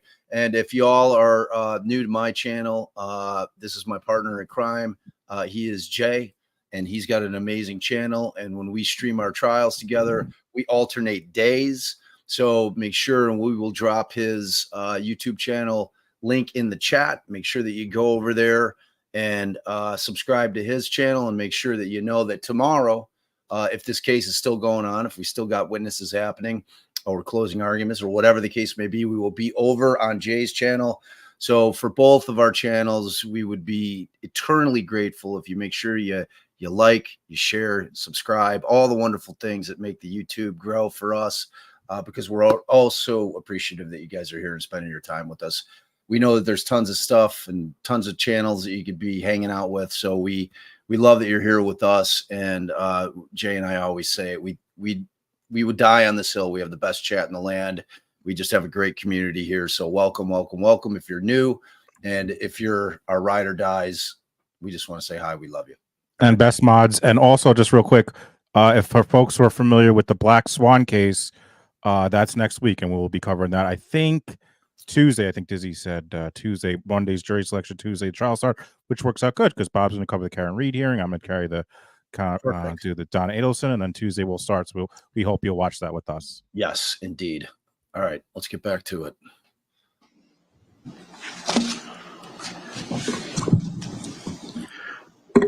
What substances was the print made from? Was that from oil and or sweat from the skin? The techniques that I use to develop the latent print would react with the regular components of latent print residue. So that would be sweat, oils, things of that matter. Okay. I guess what I'm trying to get at was this print wasn't left in blood, was it? The techniques that I use do not generally react with blood. So this impression in particular, I would say was not in blood. Okay. Were you able to determine when the print was left on the hatchet? No, there is no way currently to date when a latent print was deposited on an item. Are you able to tell how old a latent print is? No, because we're not able to date when it was placed on an item. Carla, Matt, Okay. we appreciate Yes. And how long can a Thank latent you. print last?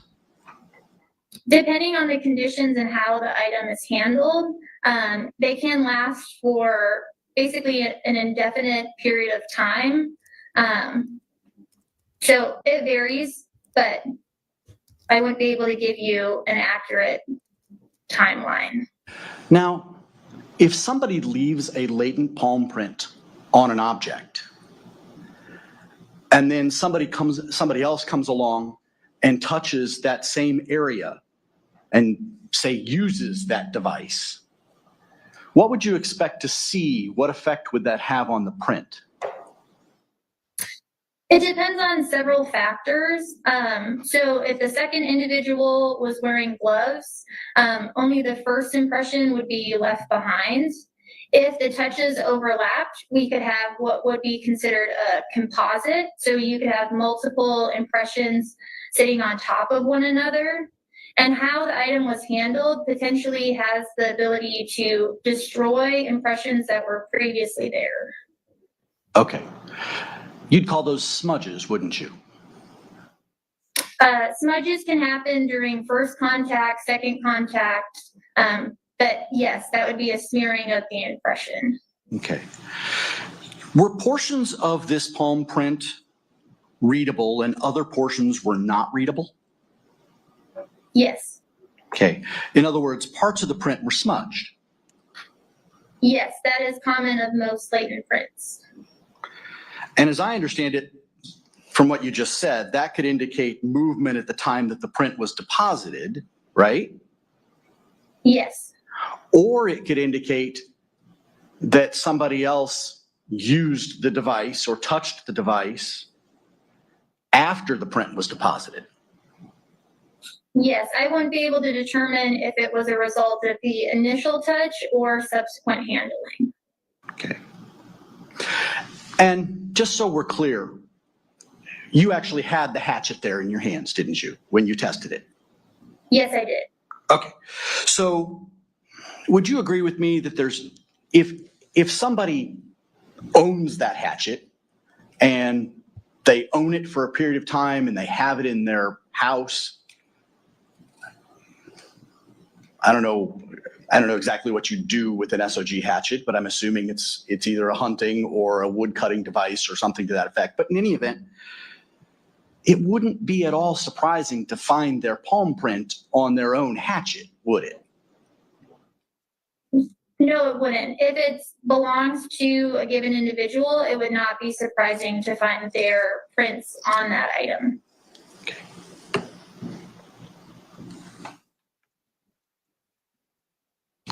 Nothing further, Your Honor. Mr. Nelson, anything else for this witness? Yes, Your Honor. If this hatchet was scrubbed or washed in a shower, would you expect the latent prints to be destroyed? Potentially, water and scrubbing has the ability to wash away or destroy latent impressions. Not having kind of more information, I wouldn't be able to say definitively if there would be no impressions at all. Would it be more likely that these impressions were placed on the hatchet after the shower as opposed to before, based on your observations of them? I wouldn't be able to make that determination. But potentially the shower would wash away latent prints? There is the potential, yes. All right, thank you. Nothing further. Mr. Blair? Did you see anything on the hatchet which would indicate that that hatchet was cleaned or showered? The appearance of the ridges had a beading-like appearance in some areas, which would indicate that the residue was potentially extra wet at the time that the latent print was deposited.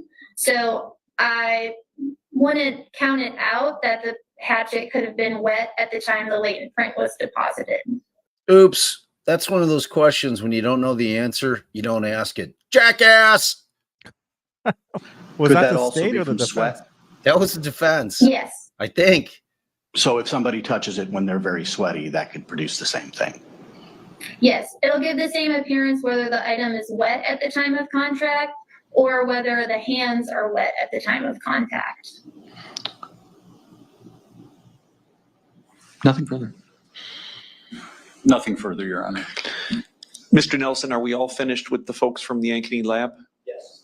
Okay, So, thank you. Jay, do you think he was able to cover his ass with the sweaty? Oh, No, okay. But that could be sweat, right? Yeah, sure, pal. I don't think they're covering their ass. I No. don't know. This is gonna be a quick, I feel, verdict. But. It's going to be a quick one. I think if we get finished today and it goes to the jury, I'll throw the poll up. But my over under is an hour. I'm thinking about making it 50 minutes, but I don't know how many instructions and how many. I think there's only one charge, but no, there has to be a charge related to echo. I'm assuming. Yes, there is. There is. Mm-hmm. Okay. Thank you, ma'am. You guys can disconnect. Thank you.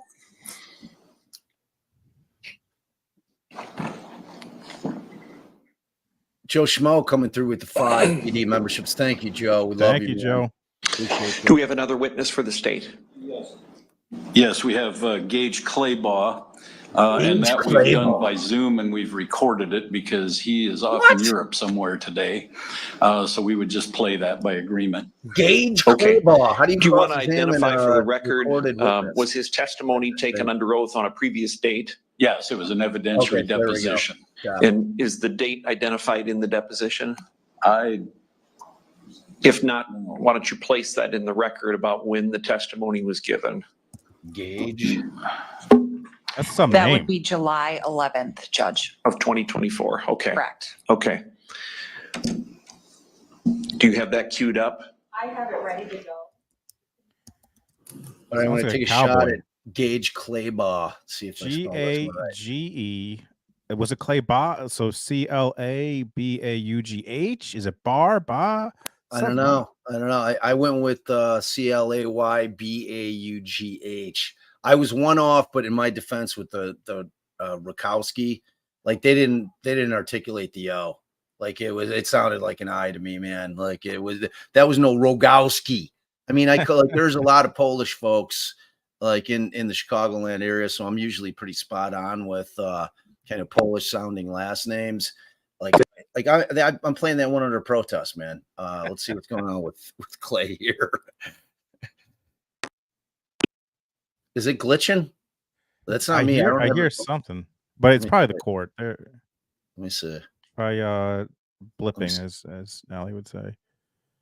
He's frozen. He's definitely frozen. Oh. Wow. What the heck's going on? If you refresh, is it? Let me try go even forward, even farther. Is just stay on that. If you go let me see. Oh, there we go. There we go. There's Gage. And there's Gage. He's Gage Claybaugh. All right. You don't even have to do his name. It's on the screen. I did our targeted screen is what it's called. And so it's a specific testing that we do if a case meets a certain criteria. And so let's see what he does. I did our targeted screen is what it's called. And so it's all right. I want to see what testing did you do? I did our targeted screen is what it's called. And so it's a specific testing that we do if a case meets a certain criteria. So that criteria would be sex assaults, death investigations, or if it's requested by the officer. And it looks at different prescription drugs and some miscellaneous drugs. This list that we have that I've marked as Exhibit 35A with a whole lot of different compounds on it, would that be the compounds that you test for? Yes. And what were your findings after doing the testing? My testing was negative. So of the compounds on that list, I did not find any positives. Was there a positive for marijuana metabolites? Or do you Not not? on this. I did not test for that. Is that a separate test from someone else at the lab? Correct. It is a separate test. And then you did a report concerning your findings, is that correct? Yep. And Exhibit 35, would that be the report that you did? I believe so, yes. And the report essentially says that you found nothing, is that right? Yes.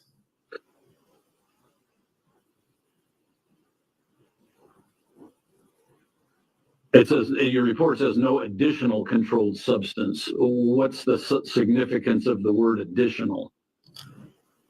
Yeah, so at this time we had separate reports. So we would do the initial screening and confirmational testing on one report, and then the targeted screen, which is what I did, we would do that on a separate report. So if the other analysts found, had a positive test. Hello, Your Honor. I'm not a cat. Then on my My report, favorite if I thing didn't that you find wanna anything, we would write no additional controlled substances. So when you do the testing, there's a minimum threshold, is there not? Correct, there is. So there could be an amount in the sample or the specimen that just did not meet the threshold, is that correct? Yes, that is correct. So if it be a prescription drug, the fact that you said a negative finding doesn't necessarily mean that a person was not taking the drug, does it? No, so my negative screen just means that no drugs past that threshold is what that means. So someone could have been taking a prescription drug at some level and been below that threshold is what I'm getting at. Is that right? Potentially, yes. Yes.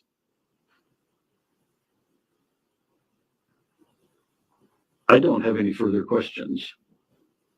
Mr. Hoover. Yes. Just a minute.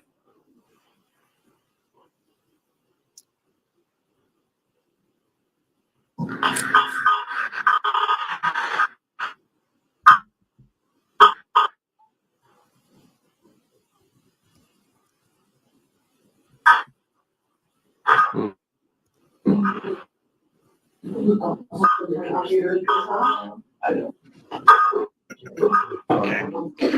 So, Mr. Claybaugh, just so I make sure I'm understanding correctly, what you're saying is, as far as the test, did you not retest for any substance that was found positive, or it just, when you retested it didn't meet the threshold? Do you mind rephrasing that? Like, do you mean, would you? Yeah, sure. So if I understand correctly, there was an initial test done, correct? Correct, yep. And it showed positive for some substances. Is that correct? Correct. And so when you did the targeted testing, yep. Did you not test for those substances that had already been found? Correct. Yes. So the substances that I test for are all on that list. All of the ones on that list. There might be, I can't exactly remember if there's some similarities with the testing. There might be a couple drugs that are similar. but of the ones that were positive and sent on for this, I don't believe there were any that were the same. It was, Any what? I'm sorry, I couldn't hear the end. I don't believe there were any what?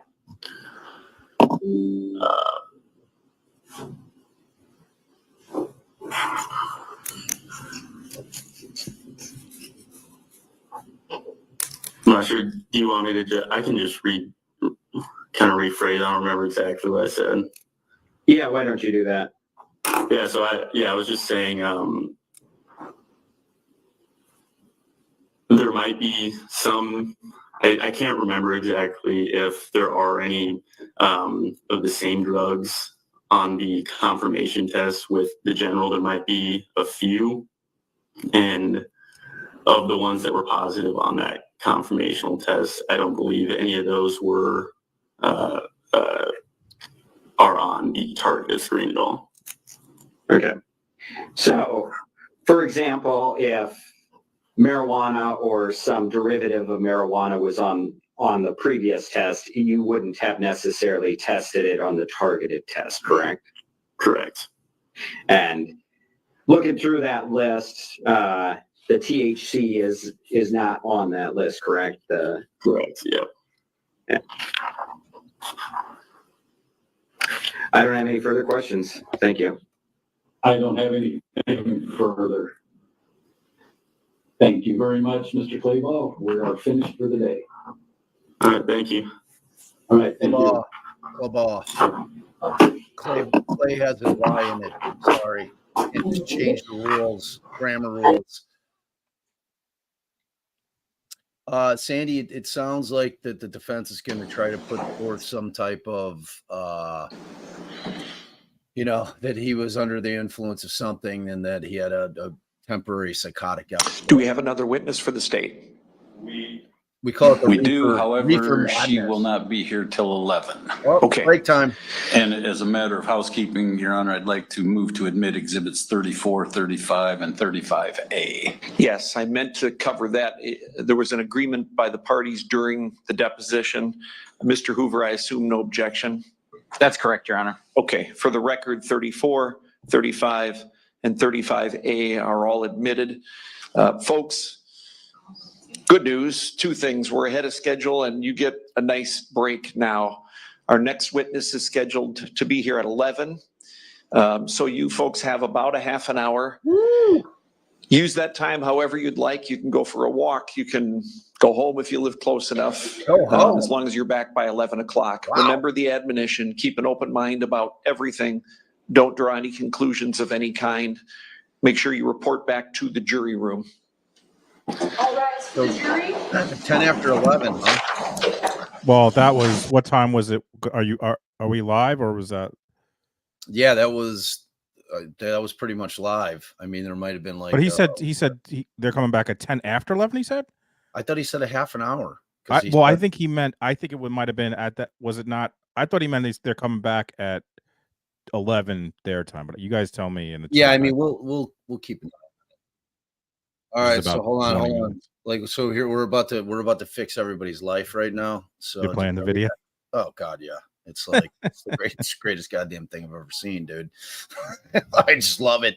I couldn't watch it enough. I just could not watch it enough. All right, so we're gonna like I found the full 124. So this is what we're about to do. All right, enjoy. This, if you have not seen it, is Cat Lawyer. Mr. Ponton, I believe you have a filter turned on in the video settings. You might want to take we're trying to. Can you hear me, Judge? I hear you. I think it's a filter. It is, and I don't know how to remove it. I've got my assistant here. She's trying to, but I'm prepared to go forward with it. I'm here live. I'm not a cat. It's the best. It's the best. I can see that. I think if you click the up arrow next to this, Mr. Ponton, I believe you have a filter turned on in the video settings.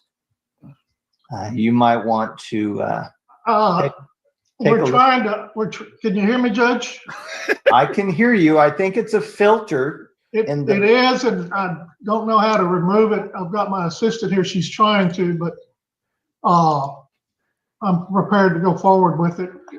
I love that. I love that he was like, let's do it as a cat. I'm a cat. I'm cat lawyer. I can see that. It's so good. All I right, think so if you click, there's a full vid of this thing that exists that's like much lengthier that I really want to try to find it. Like everything I'm seeing is like the 43-second. Like there's a really. Well, try putting in your search full vid. Maybe it'll. Oh yeah, let me do that. Because it's worth it. It's all worth it. Full video. There we go. All right. Yeah, it's the same thing. Same shit. Damn it. 101. That was the one I played. Yeah, 43 seconds. It's got to be somewhere. Has to. BBC News. Oh, this is a 2-minute one. Let's check. We're trying to. Can you hear me, Judge? I did not know that Zoom could turn me into a cat, and I did not know that a cat Zoom could turn me into an internet celebrity. But it all happened in just a matter of hours.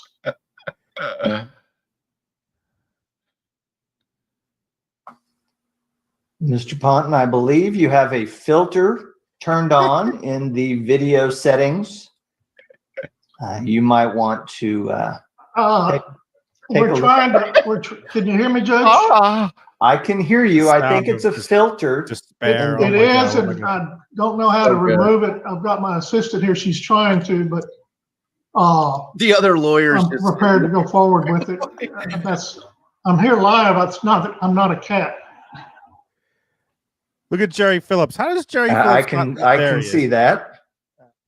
Got on the Zoom. Everything seemed fine. My picture popped up. I was in the waiting room with the judge. When the judge called the case, I disappeared and a cat appeared instead of me. To my great surprise, of course, and took a little bit of time, and we finally figured out how to get rid of the cat video. In Texas, we have a phrase: you can't put toothpaste back in the tube. And if this was going to become an internet sensation, I just had to laugh at myself along with everybody else doing so, and roll with it. It's the greatest. You know what's a good one too? You see the one where the guy is reporting live. He's reporting like I think it's like a Middle East thing, and like his kid comes in dancing, and like two kids come in, and then the wife comes in and like grabs them and like ushers them out. That's a good one. I think that was like almost 10 years ago. What is it? Like how would you describe it? I think it was BBC anchor kids walk in. Try that. BBC anchor. Middle finger. Try kid walks in. Kid walks in. I'm not positive it's BBC, but I think. Yes, that's it. This is a great one. All right, let's go. Let's see. There's a 46. All right, let's try. Scandals happen all the time. The question is, how do democracies respond to those scandals? And what will it mean for the wider region? I think one of your children has just walked in. I mean, shifting sands in the region. Do you think relations with the North may change? I would be surprised if they do. Pardon me. My apologies. Been there, dude. Been there. And look at him. He's just. What's this going to mean for the region? Scandals happen all the time. The question is, how do democracies respond to those scandals? And what will it mean for the wider region? I think one of your children has just walked in. I mean, shifting sands in the region. Do you think relations with the North? I love that. I love that. I had a court TV moment very much like that, where Scarlett came blasting through. I'm like, just like completely oblivious that I was on court TV, because they don't let me put the banner up behind me. So like, if somebody comes in, it's unfettered access, and it was a pretty glorious moment. I might have been on Law and Crime. I can't remember which one it was, but it was pretty good. I can't imagine how many other witnesses they might have. I can't either. I'm astonished they've had this many.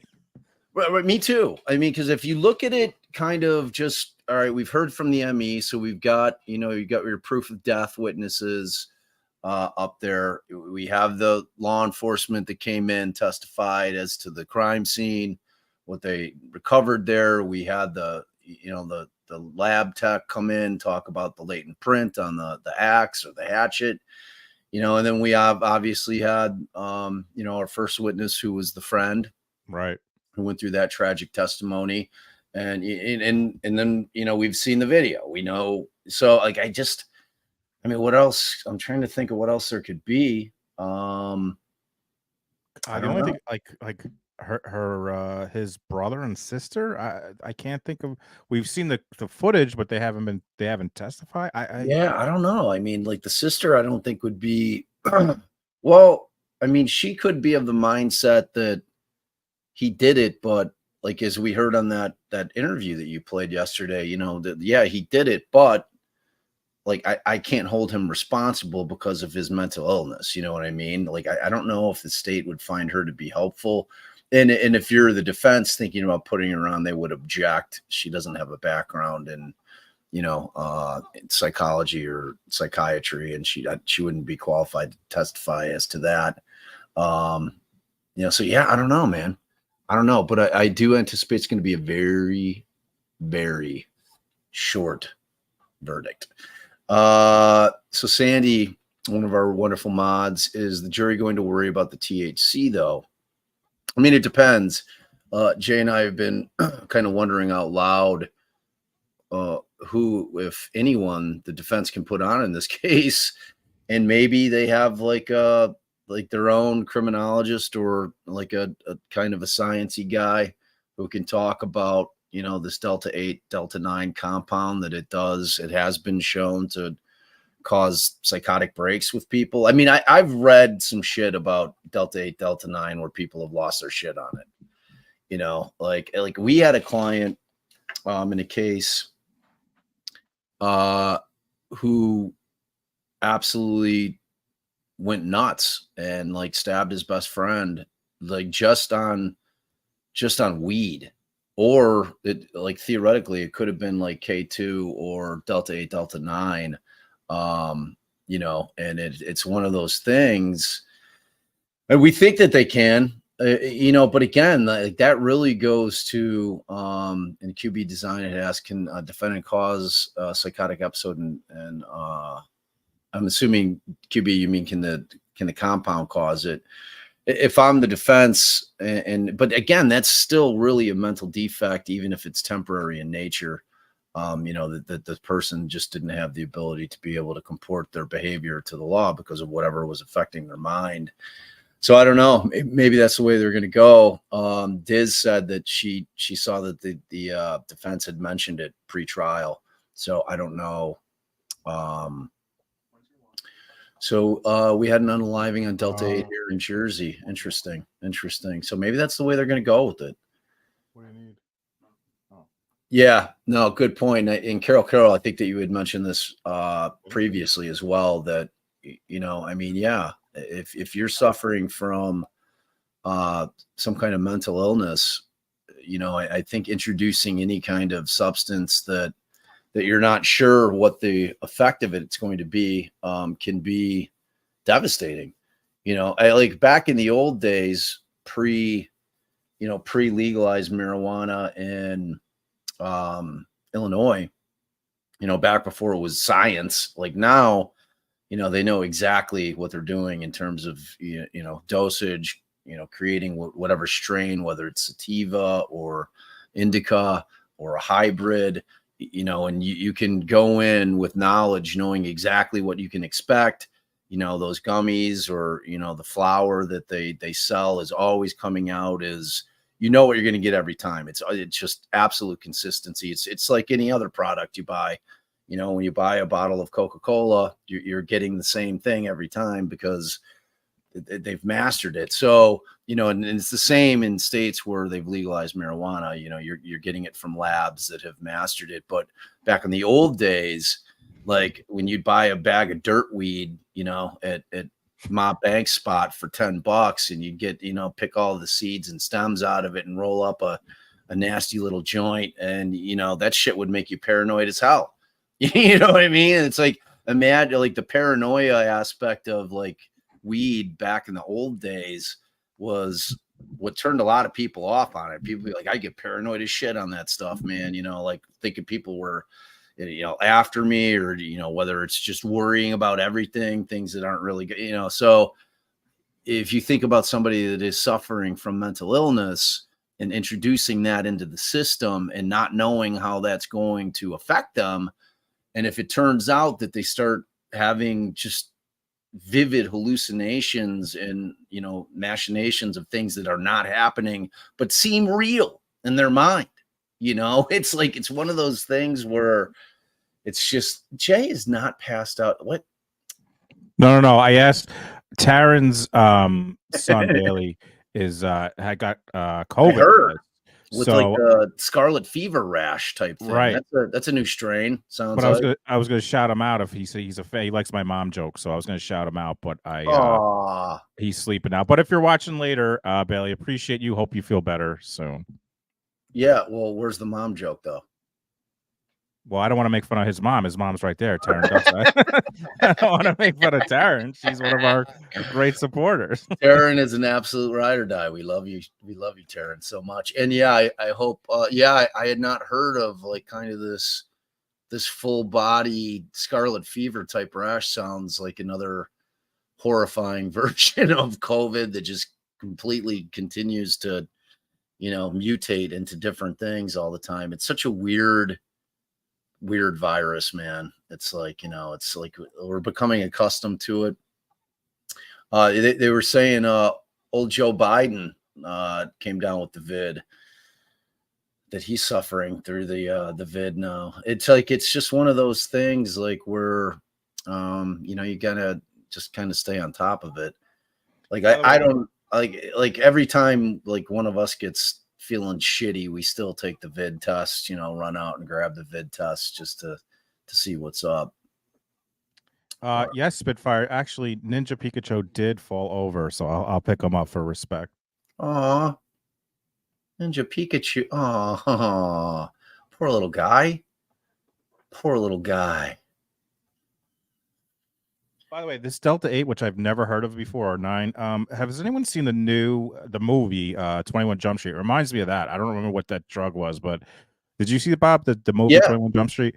Yeah. Like they had that drug where like these people took it and they went like, I don't know why. That's what I'm fucking saying, dude. When I did it in Florida, it was like unlike anything I had ever taken. It was not like, and I had done plenty of weed. You know what I mean? I live in a state where it's legal, man. So, and even prior to that, I had always like, I like weed. So it was like, but like that thing just was like, I've heard people say I've taken it, it doesn't do shit. Whatever my buddy brought from Indiana, because it's not legal there, the shit was like insane. Like, and I'm not exaggerating. He literally could not feel the entire left side of his face until the following morning. He wasn't freaking out about it, but he was like, dude, he's like, I can't feel the left side of my face. We were both high as hell. And it was really, it was very different. It was a very, very different high than weed. And, and I've done sativa, I've done indica, I've done, it was unlike any version of any weed that I've ever done. Flowers, gummies, nothing. It was weird because it's like they're messing with the compound. They're like bastardizing THC and doing it so that they can sell it legally. Like if you look at states, like if you go down to, like I was in Tennessee, with that same crew, my Super Bowl boys buddies that we always do something, and he bought a spot down in Tennessee, and we had visited, I don't know where we went. What's kind of like it reminds me of a kind of like a Niagara Falls, Wisconsin Dells type town. Not Nashville, not Knoxville. It's like a real, I can't remember what the name of it is, but anyway, we're like walking around and they have like a ton of these little pop-ups, like, but they all are selling Delta 8, Delta 9. I think at that point it was Delta 9, and because they can legally sell it, so it's, I don't know. I don't know what they do with it, but it's weird shit. Do you remember when that K2 stuff was out? I never even heard of K2. I'll tell you this though, for me in general, you know, I am a big fan of the devil's lettuce, but to me, the weed. and edibles, you know, they're newer, and I can partake it. The one thing is, like, for me at least, when I'm smoking or have like a vape or something, you kind of build up, you know, how you're high as it is, but like something what worries me sometimes with edible, particularly like if I don't like how it just all of a sudden hits you. It's like you don't, there's no build up. It's like boom. It's like, so sometimes that like you have to be. I'm not, you know, we have it's legal here recently, but not where like it's like a 2-year thing where they had to like wait before they could like have dispensaries and stuff. So we're not there yet. So I'm not as into I haven't really used edibles as much, but that to me, that's something that worries me a little bit. It just depends on but I guess if you're familiar with it and you know the dosages and everything, it's but I've never even heard of K2. So So I mean, it was back when my now firefighter son was in high school, like when that shit was kind of like hitting, and I had never heard of it either until, of course, you know, I found it in my kid's room. I'm like, well, dude, what is this? You know, because he was like in high school, he was a big pot smoker. Like we just couldn't stop him from smoking weed. And like, you know, and it's like, you know, and I've always kind of been in the mindset, I'd like, frankly, I'd rather they smoke weed than drink, just because, you know, like I don't want anybody drinking and driving. You know, and I just think that, you know, booze for the most part is completely poisonous. So like, you know, it had always been my kind of position. Like if you're going to do something and I can't, you know, I'm not going to micromanage somebody's life so that they, you know, they're not prisoners. You know, they're human beings that are my kids that I love and I care about, but they're not my prisoners, and I'm not their keeper. You know what I mean? So I give my kids latitude, and, you know, I'm like, I say, hey man, I've been there, done that. I've done all of it, made a ton of stupid mistakes in my life. You know, and you know how it is with kids. Like they don't believe shit you say. You know, it's like, I'm trying to impart some sage wisdom on you. They're like, yeah, sure, pal. Whatever you say. Pat me on the head and then walk off and do whatever the fuck they're gonna do anyway. Yeah. So like when Brian ended up like quitting weed altogether, that's when he went and got his EMT license. You know, got licensed as a medic, and then, you know, got the firefighter job. So that was like kind of because he barely made it. Like the last his senior year, they called us in. They're like, dude, he is not coming to class. And we're like, so the school helped us, and we're like, all right, man, you gotta pull your head out of your ass here, dude. And like, you gotta get shit right. And he did, of course. But yeah, now he's just an amazing dude in every single way. He's my guy. He's my guy. Allie's in the chat. Shit, I was hardly calling him out. It was a cautionary tale for everybody out there that has teenagers that may smoke too much weed. All right, let me check. We're still on break here. I think they're going to be coming back any second now. I think they're going to come back, so just keep an eye on it. Keep an eye. Thank you all for being here. Hit that like if you haven't already. We'll see how many more witnesses. I can't anticipate a lot more, but you never know. Nah, Allie's giving me shit. No, I'm not. Like, and it's legal. So, like, what the hell's the difference? Not calling them out. Like, that would be like, you know what my position on this is. That would be like saying, oh, he drank beer. Is that calling somebody out, saying they drank beer? Like my whole position with, like, as soon as they pulled their heads out of their butts and made weed legal in Illinois, which they tax the hell out of, it's like unbelievable, like how much they tax it. But, you know, it's been a real boon for the economy. Exactly. You know, but my position is that this is not, it's not decriminalized. It's legal. Like, so like people trying to like hide it from like if you're going to have a bar in your house or you're going to have liquor bottles in your house, you don't get to treat marijuana any differently just because we've been, you know, hit over the head with, you know, that it's illegal and reefer madness and all the negative connotations that come along with weed being illegal for so many years. That's over. That's over. You know, Great point. You know, and it's like, it shouldn't be treated any differently. I'm irritated that employers in Illinois still test people for smoking. I'm like, are you testing them for drinking? You know, because like really, it's only your business what they're doing when you're on the clock. You know, and you know, if you're not testing for alcohol, where do you get off testing for marijuana? They're both legal substances in the state of Illinois. You know, I don't think you should be able to create some kind of weird difference. So, but that's my opinion. And that was like, because Allie's brother, who lives in Boulder, they've been in Spain, but they're moving back, you know, like when they moved out to Boulder and they were in Colorado, which obviously was first state to go full legal, you know, he was like, look, I'm not going to pretend like it's got a stigma still. It's like, I'm not going to hide it.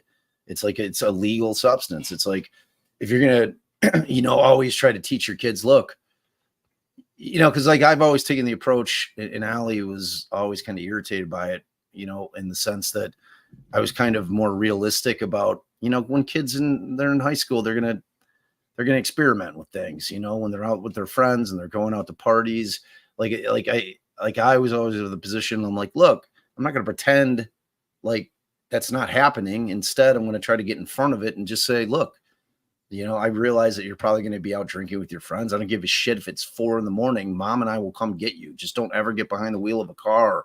Just, you know, make sure that you're paired up. If we're talking to our daughters, just don't allow yourself to get in a position where you don't have control of your faculties and you're putting yourself in a compromised position, you know? So it's like, that was always how I felt about it, as opposed to trying to be like, oh, you know, you can't do that. You know, like kids are going to do what they're going to do.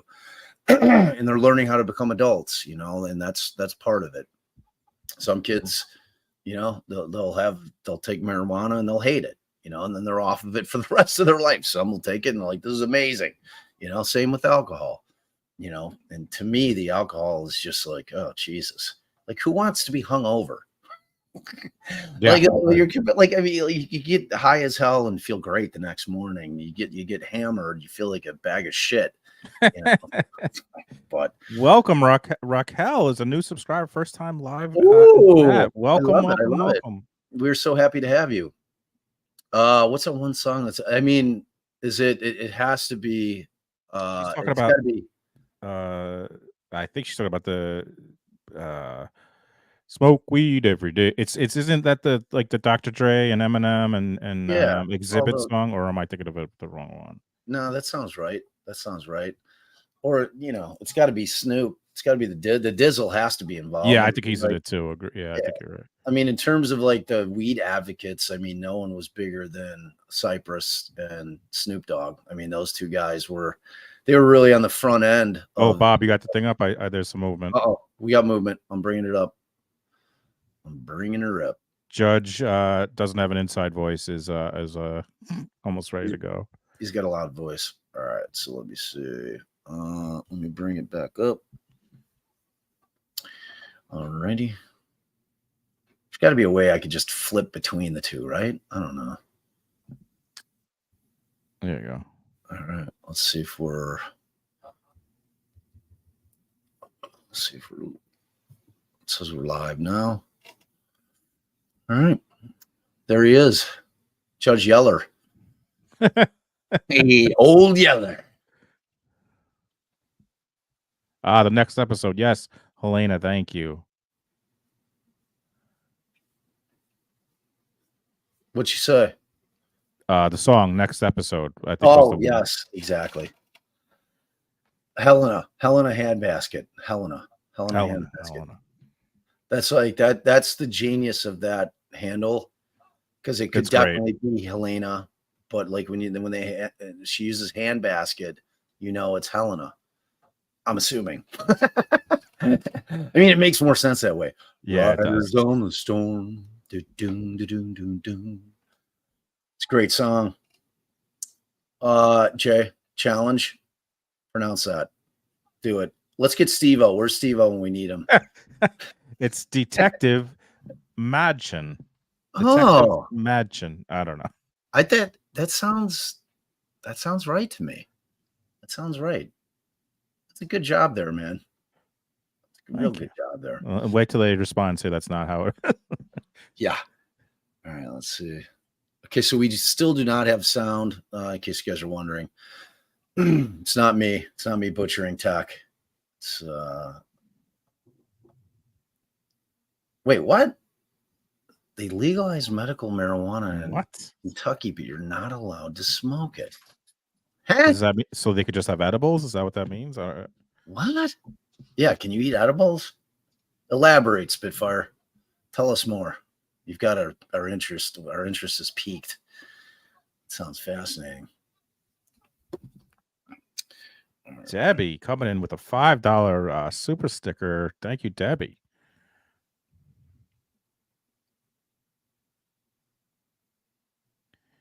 Tinctures. Debbie, thank you so much. We appreciate that so much. So much. The generosity always just blows my mind. I love it.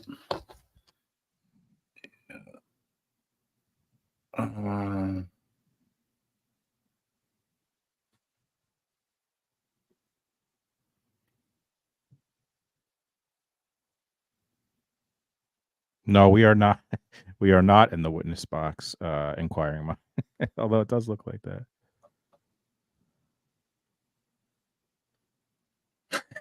Jerry, are you on the stand? State your name for the record, sir. Spell your last name.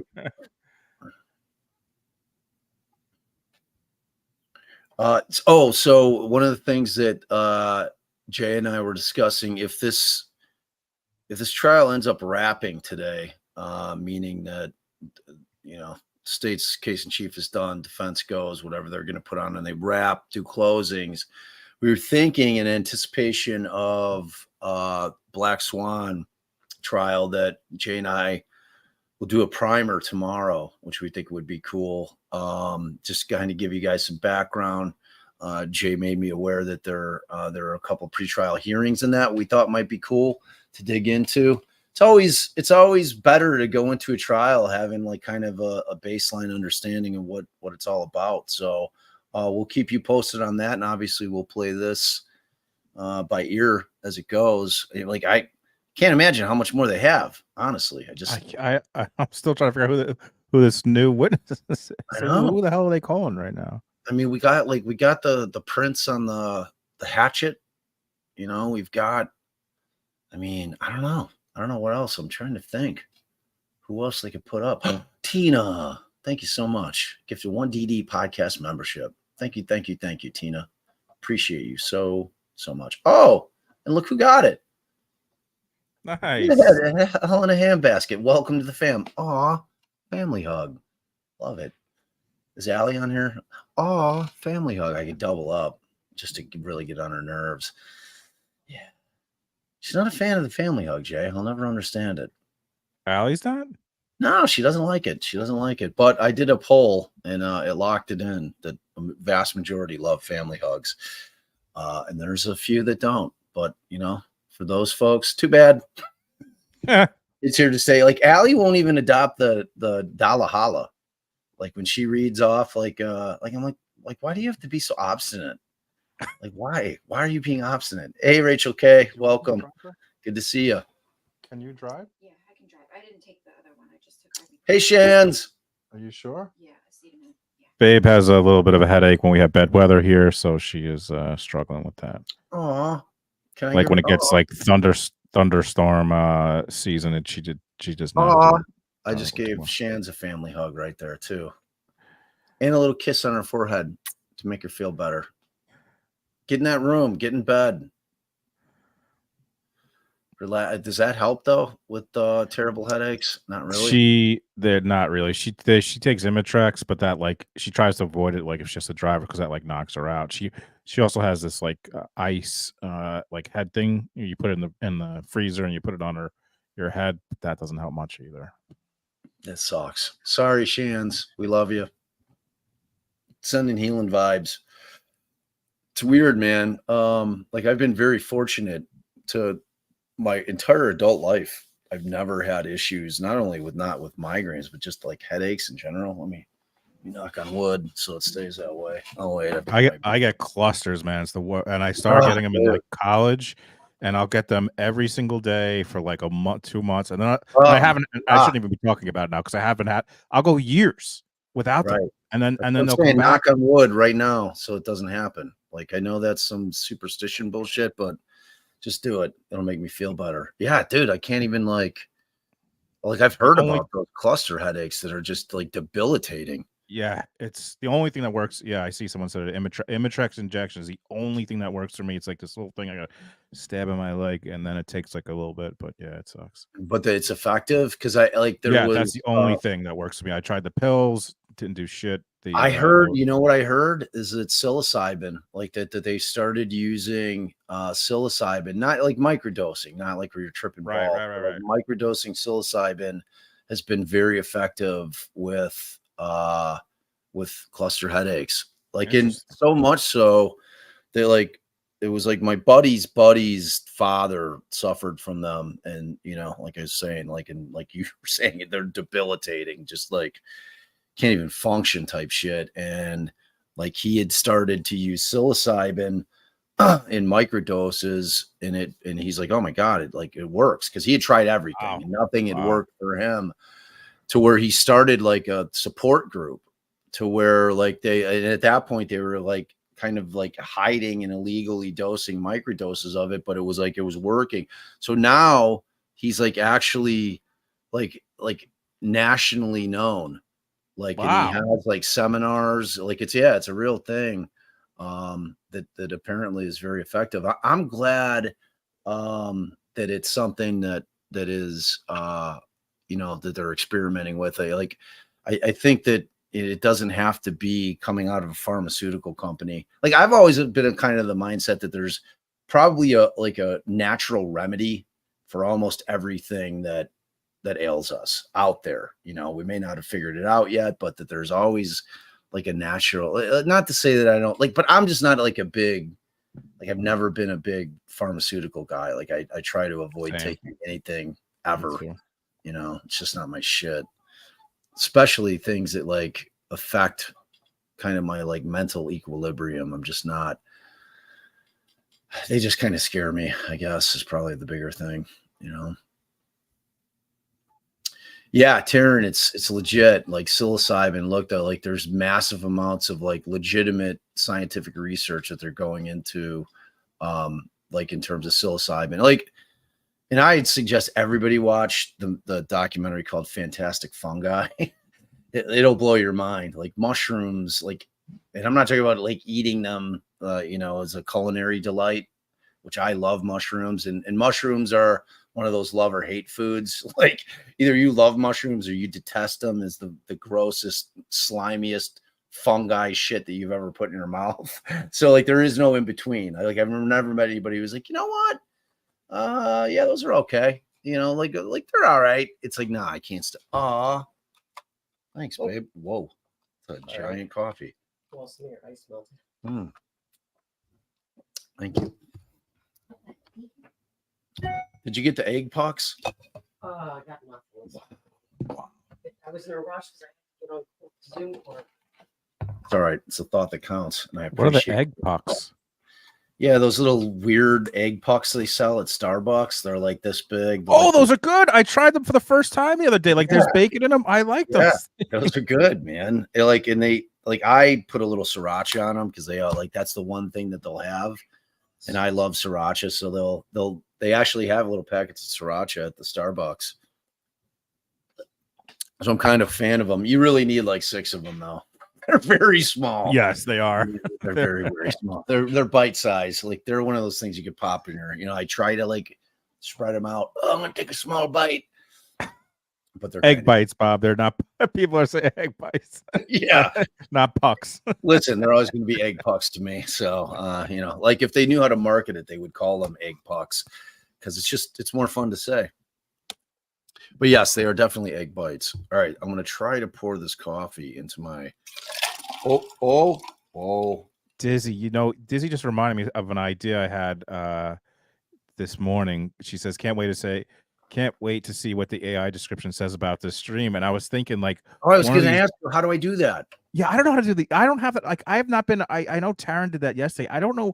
Some people have a way where you can click on something to get a description, but I was thinking one of these days we have to like manipulate it and just say, you know, A bunch of crazy shit. Well, crazy shit, or just like Jay and Defense Diaries Bob have the best chat ever. Like, just something to like, and just keep have everyone in chat keeps whatever we want. Like, pick a top and just have them, and then see what the AI says just based on the chat. It'd be funny to like manipulate. Yeah, like Taryn, tell us how to do it. Like, because when I saw somebody mention it in the chat talking about that AI thing, and I was figuring, and I wanted to ask you, how can I, like, when I'm sharing the screen, is there a way that I can watch like our YouTube, like when we're YouTubing it, where like, because when I play it here, I'm getting the sound, so I have competing sounds. Just mute it. Click on the But mute. when I mute that, I think it mutes. Mutes the other screen. You have it on. You have our thing on another screen, right? So I've got two separate tabs open, or do I need to have? No, I think you're okay. It shouldn't affect. Like, you should be able to. Oh, I hear audio now. All right, here, I'm going to try it while we're just getting in. I'm going to try to mute this. Tell me if you guys can still hear the radio. Can you still hear it? I hear the court. Oh, you do? I think. Oh, wait. Please be seated, everyone. Please be seated, everyone. I heard that. Oh, okay. I hear the audio. I can't hear it. Okay, a witness for the state, please. That's what's State weird. would Like, call it Tara mutes all Scott. my tabs at one time. And I'm sure it's just a setting, but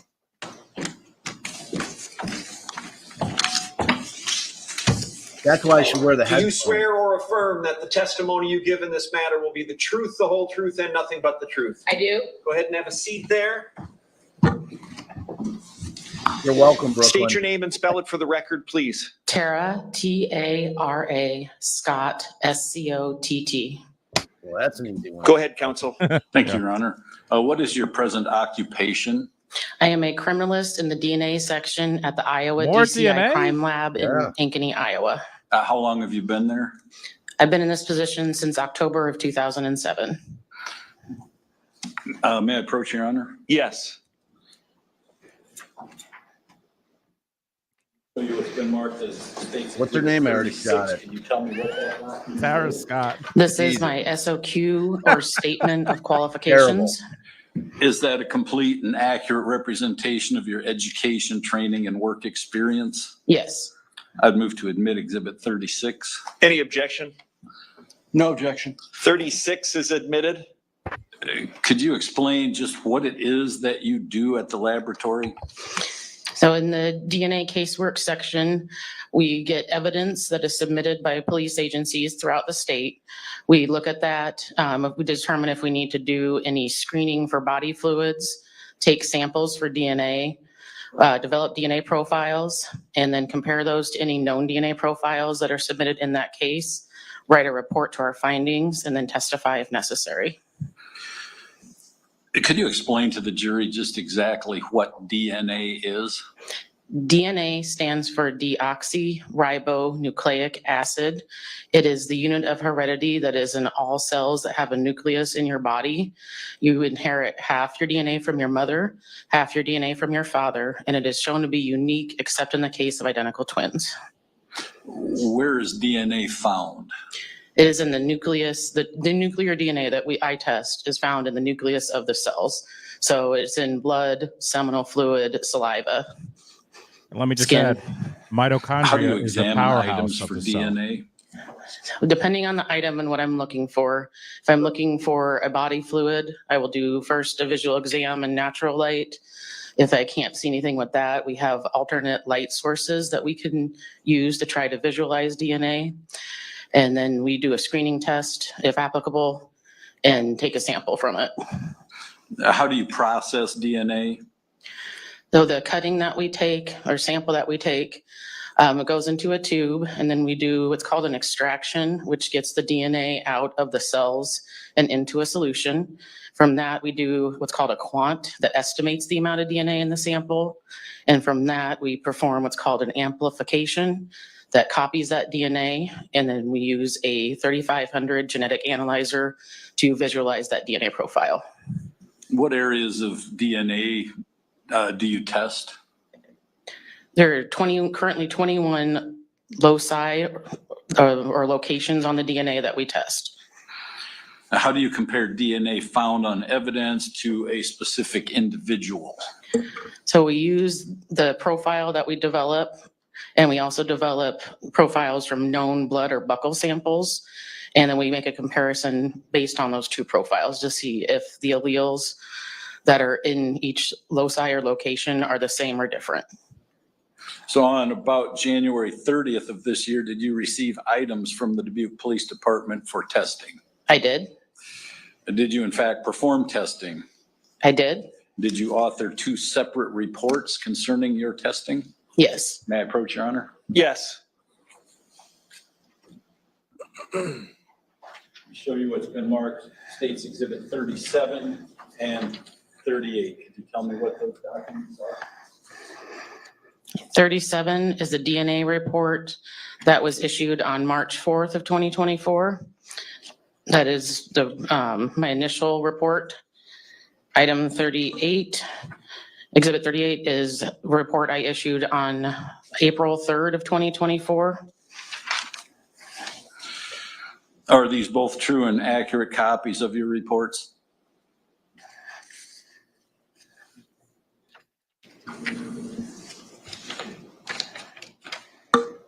Yes, they are. I would move to admit Exhibit 37 and 38. Any objection? No objection. 37 and 38 are both admitted. So if we look at Exhibit 37, on the first page, there's a listing on there. Could you explain what that is? That is under the heading of items as described by submitting agency. So the list lists the lab number that is assigned once it's submitted, the agency case or agency item number, and then the description that the agency gave us. And then there's a listing of the items that you tested? This was all that was submitted. Yes. Okay. So you didn't necessarily test all of them? Correct. Why would you not test some of them? We tried to look at what would be considered the most probative evidence first. And if we develop profiles from that, don't necessarily look at everything in the case, but we can always go back if requested to. Your Honor, may I publish Exhibit 37? Yes.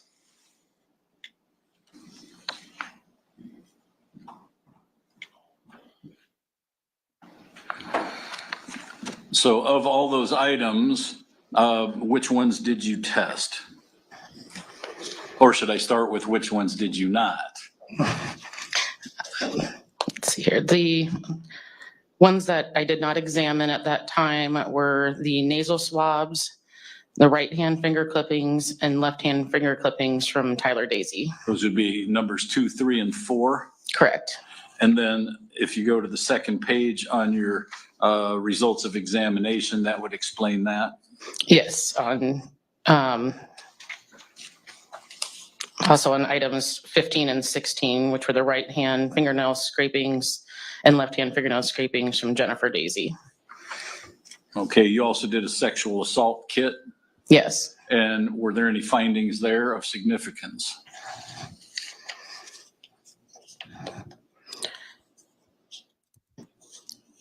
Well, screening did not indicate the presence of seminal fluid on the items, and no sperm were observed, and no DNA factors foreign to Jennifer Dazey were detected in the profiles developed from the epithelial fraction of the oral sample, the epithelial fraction of the anal sample, or the epithelial fraction of the vaginal sample. So in layman's terms, no significant findings there? There's nothing foreign to Jennifer Dazey. Thank you. So then you also looked at items 7 and 8? Yes. And these were blood stains from the dining room and from the hallway, is that correct?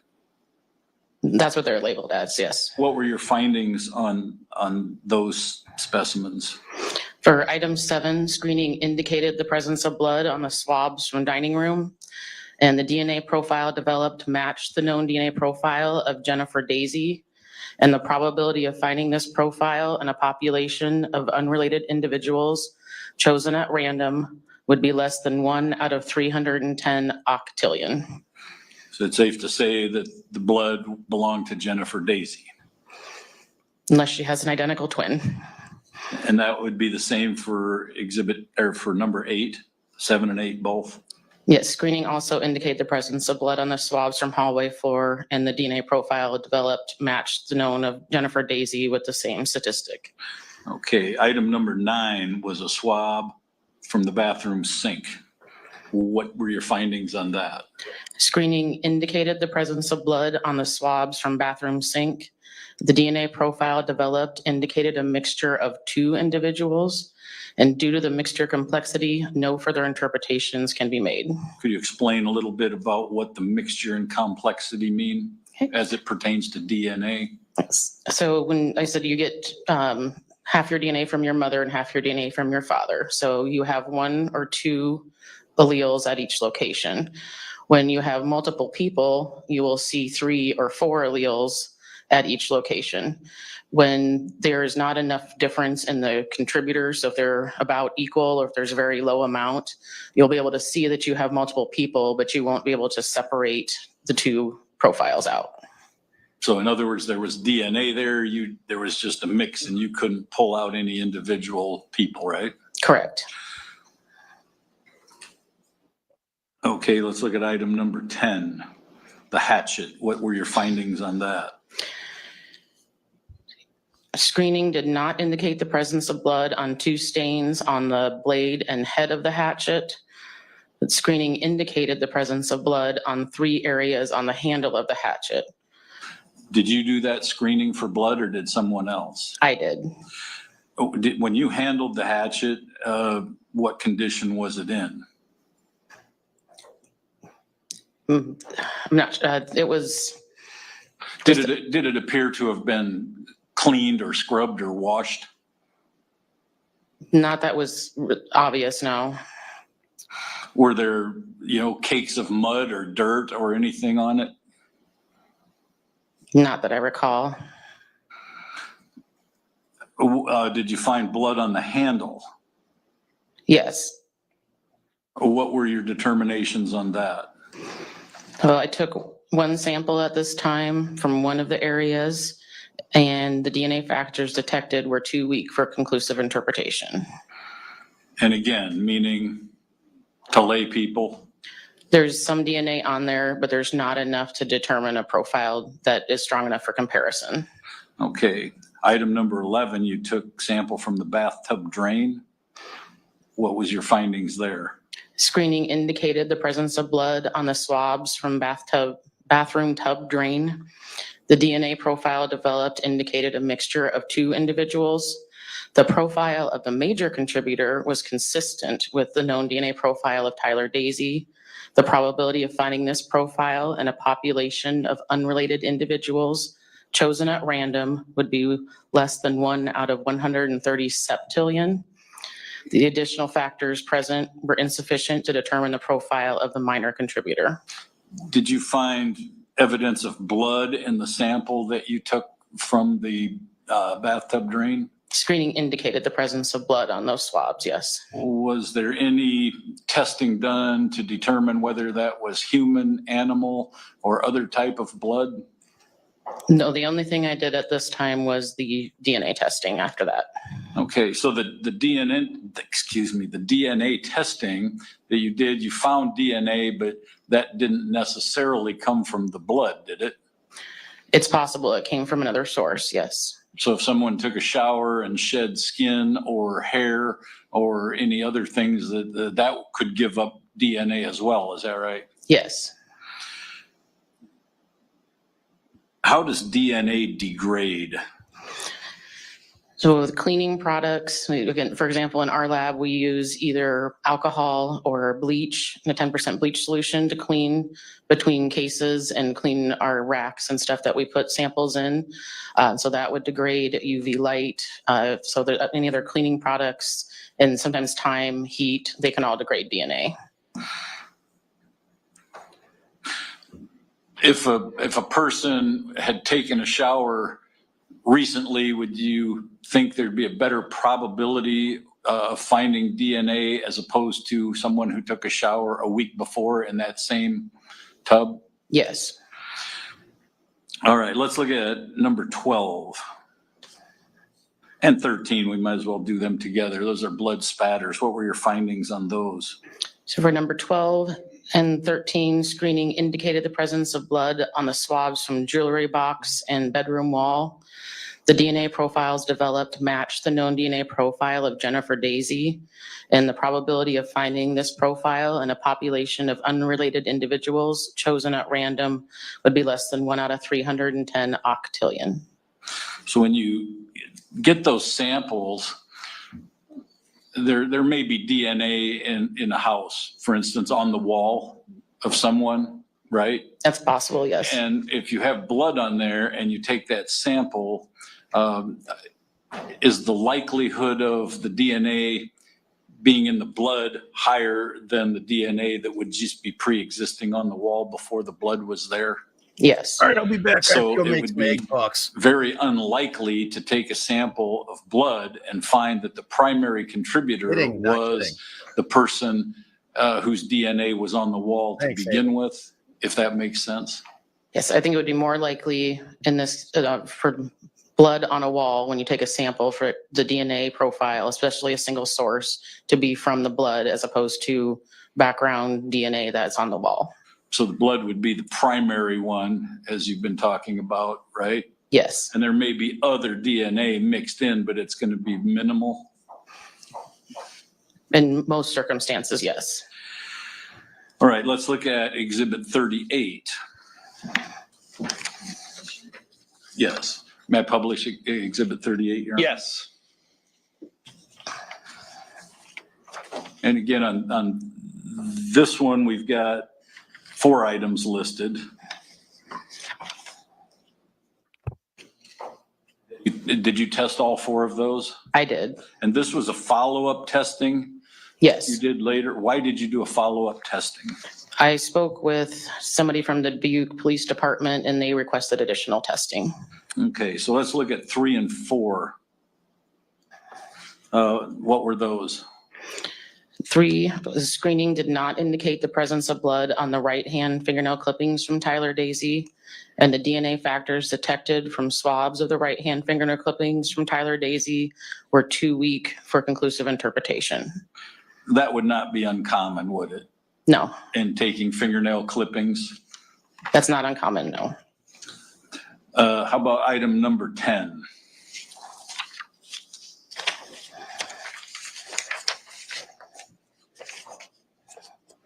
The screening indicated the presence of blood on 2 areas of the handle of the hatchet. No DNA profile was developed from swabs of the area on the SOG side of the hatchet handle. The DNA profile developed from swabs of the area under the S on the hatchet handle indicated a mixture of 2 individuals. The profile of the major contributor was consistent with the known DNA profile of Jennifer Dazey. The probability of finding this profile in a population of unrelated individuals chosen at random would be less than 1 out of 2.5 octillion. May I approach, Your Honor? Yes.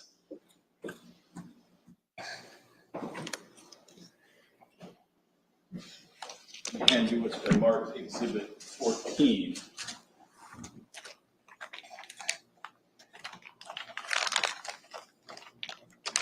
Is that the same hatchet that you examined? Yes, it is. Can you see your marks on there? Yes, I can. Could you show the jury where you did the testing on there?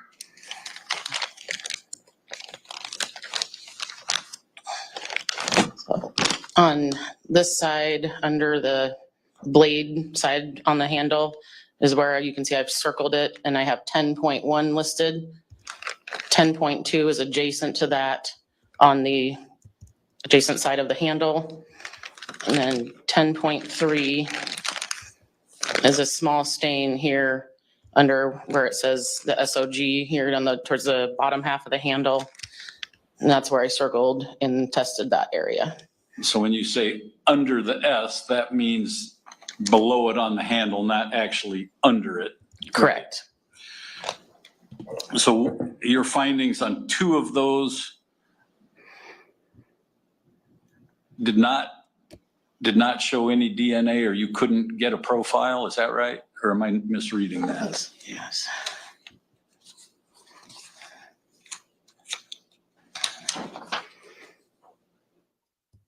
So in 10.1, the DNA factors detected were 2 weak. 10.2 did not develop a profile. And so yeah, if that answers your question. Yes. And 10.3 is where you did develop that profile. Correct. And again, that was Jennifer Dazey? The major contributor, yes. Yes.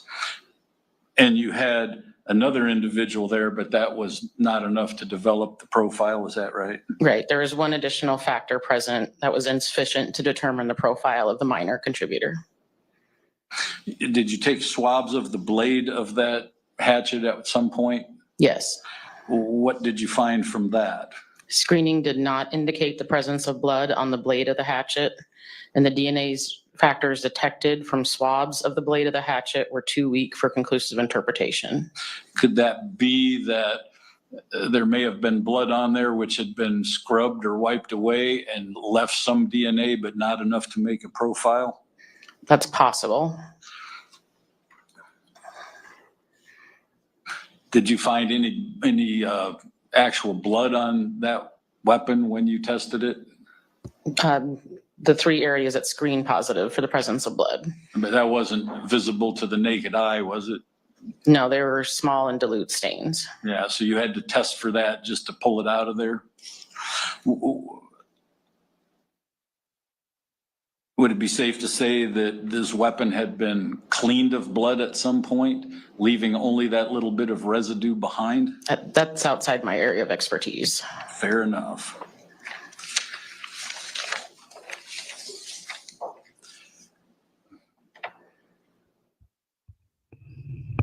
I don't have any further questions. Cross-examination. Objection. There you go. Giving the people what they want. Gotta give them what they want, Jay. I've got it.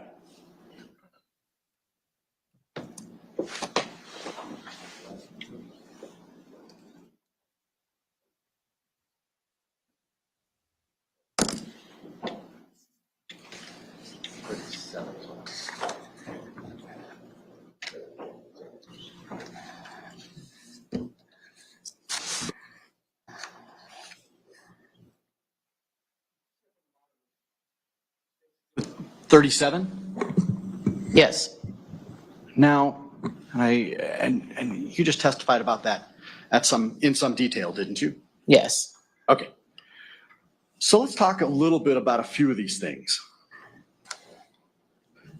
One of the things I want to ask you about is sources of DNA. Blood is one source of DNA, isn't it? Yes. What other sources of DNA are there? Saliva, skin cells, seminal fluid. Okay. We excrete DNA pretty much all the time, don't we? I'm not sure what you mean by excrete. Well, for example, there's even some small amount of DNA Would you define in the moisture excrete, in my please? breath, isn't there? Yes, that would be from the skin cells inside your mouth. And when I touch something, if I'm the type of person who leaves DNA, I would leave DNA on pretty much anything and everything I touch. Potentially. And the longer I'm in an area, for example, if we're talking about my bedroom, or we're talking about an item that I handle on a regular basis, like a jewelry box, I could leave a lot of DNA on those items, couldn't I? You could. if I've been living in a location for a number of years, those skin cells can actually accumulate, can't they? Yes. And I understand there's some degradation, but depending on the level of cleaning and what's used to clean. And we can clean with some things and it doesn't really affect the DNA, isn't that right? Yes.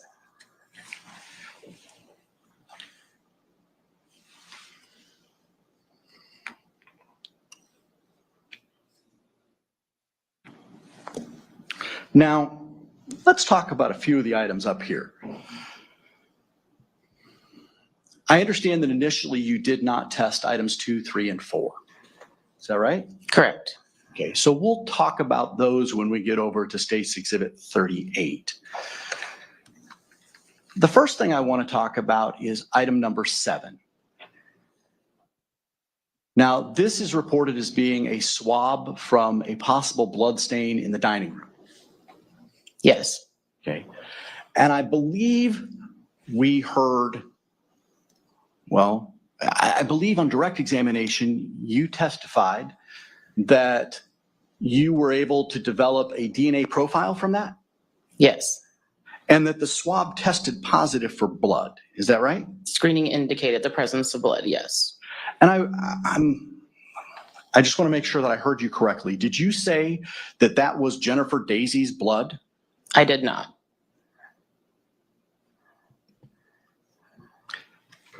If you did say that, that's actually more than you can say. Didn't say it. Yes.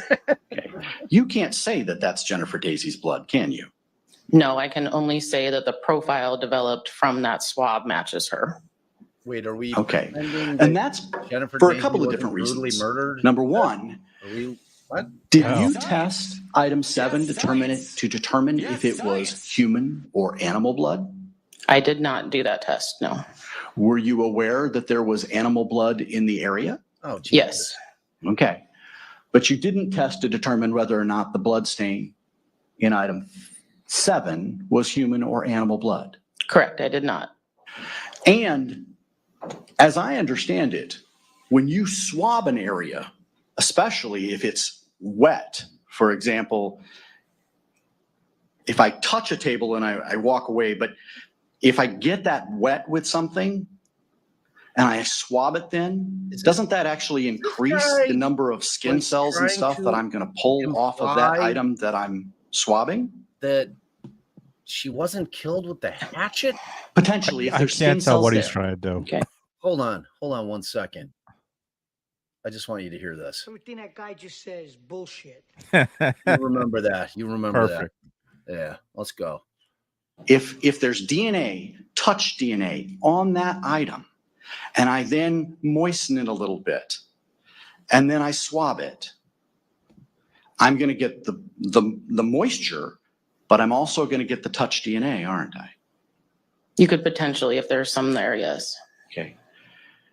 And the fact that it's moist might actually increase the likelihood that I get that touch DNA, doesn't it?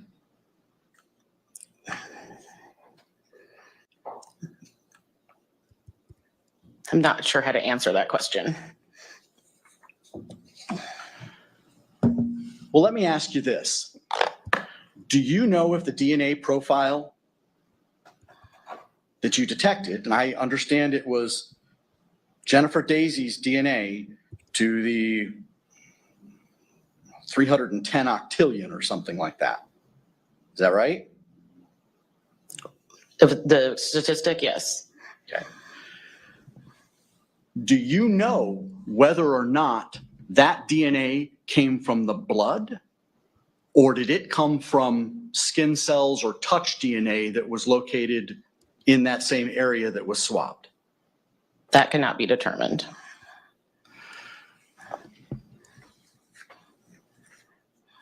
And the likelihood of whether or not it came from one or the other would depend on whether or not that was animal or human blood to some extent, wouldn't it? Technically, yes. Because if it was animal blood, you're not getting human DNA from it, right? Correct. It would also depend to some extent on how much exposure to her DNA that location on the floor had, wouldn't it? Technically, yes. All right. And that's essentially why you're not able to tell us whether or not item 7, even though it tested positive for blood, you're not able to tell us whether or not that was Jennifer Dazey's blood. Correct. Are you? I cannot say that, correct. Okay. Move on, dude. What are we doing? Move on, sir. Move on. Is it fair to say that you would expect to find touch DNA and, well, not fooling essentially us touch with your DNA lawyer or words. skin cell DNA Sure. From other DNA sources for someone where they live? In some areas more than others, but yes, in the areas that they live. Okay. Well, let's talk about some of these. Number 8 is a swab from a possible blood stain in a hallway. Did you screen to see, well, let me ask you this. Did you screen to determine whether blood was present? Yes. Okay. Did you screen to determine whether it was human or animal blood? I did not. Were you able to develop a DNA profile? Yes. Do you know whether or not that DNA profile came from the blood, or could it have come from other touch DNA located on the swab? I cannot say with any certainty that it came, or with any, I cannot say for sure whether it came from the blood, no. And it would not be unusual to find Jennifer Dazey's DNA on the hallway floor right outside her bedroom in a house where she's lived for several years, would it?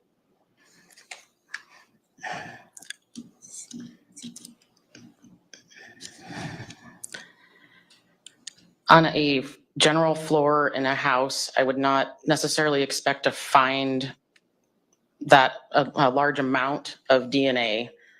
So is it possible? Yes. Okay. Did you find a large amount of DNA? I'd have to refer to my notes to see what the estimate of that was. Okay. Let's talk about item 9, which is the swab from a possible blood stain in the bathroom sink.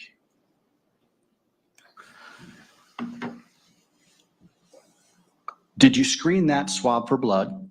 Yes. And was there blood present? Screening indicated the presence of blood, yes. Did you test to see whether or not that was human or animal blood? I did not. Were you able to develop a DNA profile? There was DNA factors detected, yes. Okay. Were you able to develop a profile? I'm not sure what you mean by develop a profile. Were you able to determine whose DNA it was? No, I was not able to determine whose DNA it was. All right. Sorry, they have our computers on a timer.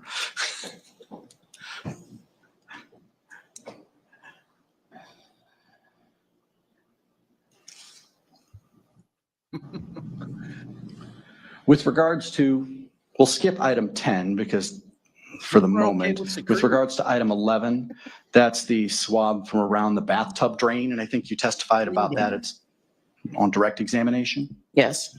Okay. You would expect to find a lot of different sources of DNA in a bathtub drain, wouldn't you? There are potentially a lot of sources, yes. Okay. Now, this was swabbed. You didn't actually see the drain. You just saw the swab from the drain, right? Correct. I saw only the swab. Okay. Were you able, did you screen the swab for blood? Yes. Okay. Did the swab, did the screening test positive for blood? The screening indicated the presence of blood, yes. Did you test whether or not that was human or animal blood? I did not. Boring. And I I was apologize. literally just going to do obviously that, you know Bob. what my I next was question in the sound effects is going on to do each of that. these, but Well, I we need saw you to, rubbing we your still eyes, need to man. go slow so that she can take it all That down. was We for can't you, my brother. talk at the same time.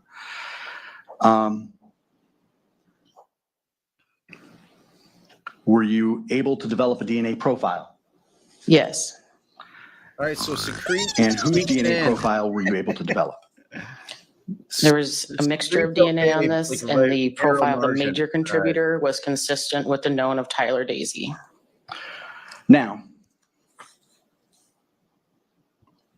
are you able to say that that's Tyler Dazey's blood? No, I am not. Okay. And that's because the DNA profile could have come from, well, skin cell DNA or hair DNA or any of the other sources of DNA that you would find in a bathtub drain. Potentially, yes.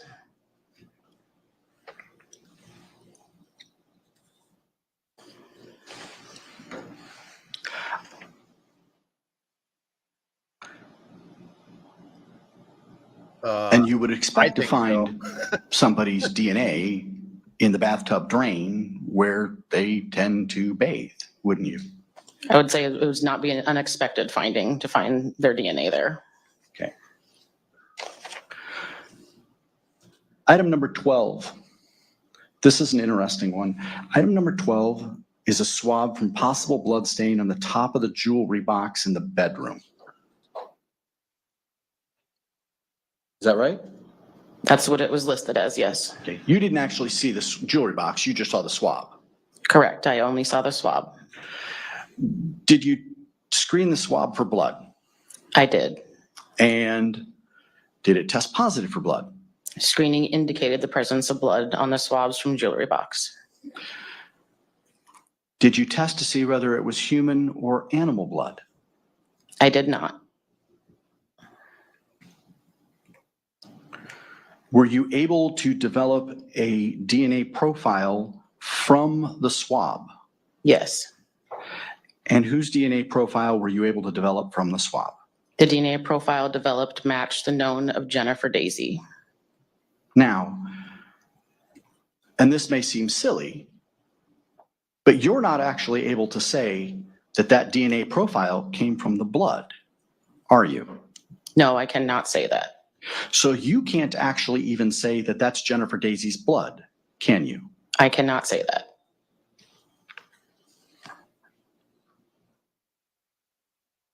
All right, slurps in. Slurp's good, Jay. Slurp's good. I voted yes for that. Moving on to item number 13. Oh, we're gonna do every item? That was a swab collected from a blood stain on a bedroom wall. And I understand your testimony on direct examination was that. What happened? Uh-oh.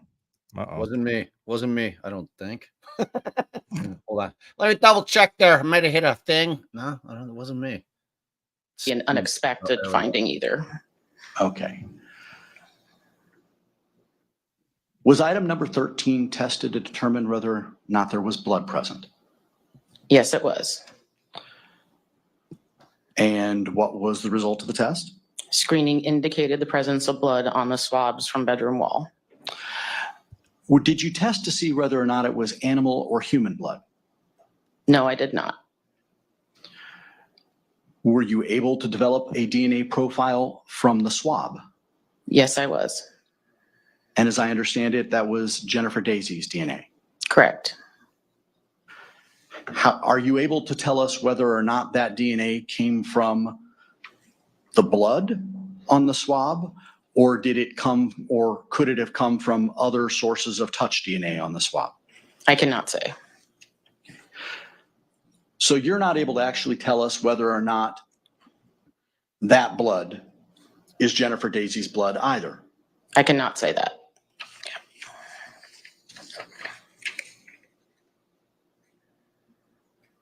Wow, phlegm's at 50-50. It's a disgusting word. Let's move to State's Exhibit number 38. Disgusting.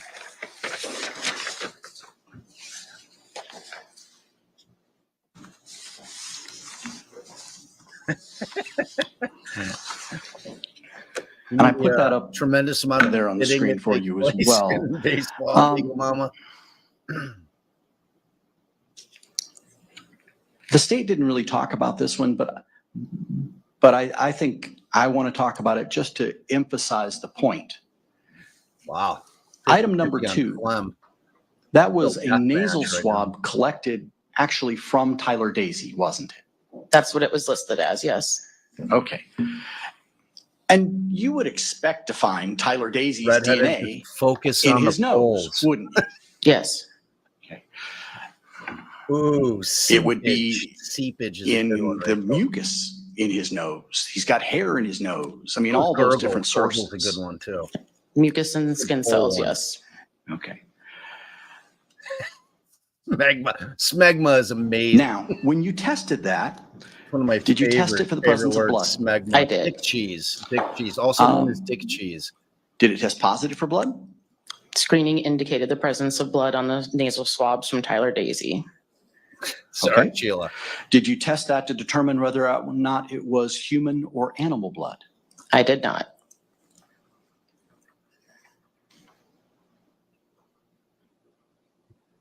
Were you able to develop a DNA profile from that? Yes, I was. And whose DNA profile were you able to find in the swab? So there is no DNA factors foreign to Tyler Dazey in the profile developed from the nasal swabs. So you found Tyler Dazey's DNA in the swab? Yes. Okay. But interestingly enough, you're not able to say that that was Tyler Dazey's blood, are you? I am not. And that would be for the same reasons we've discussed before, isn't it? Yes.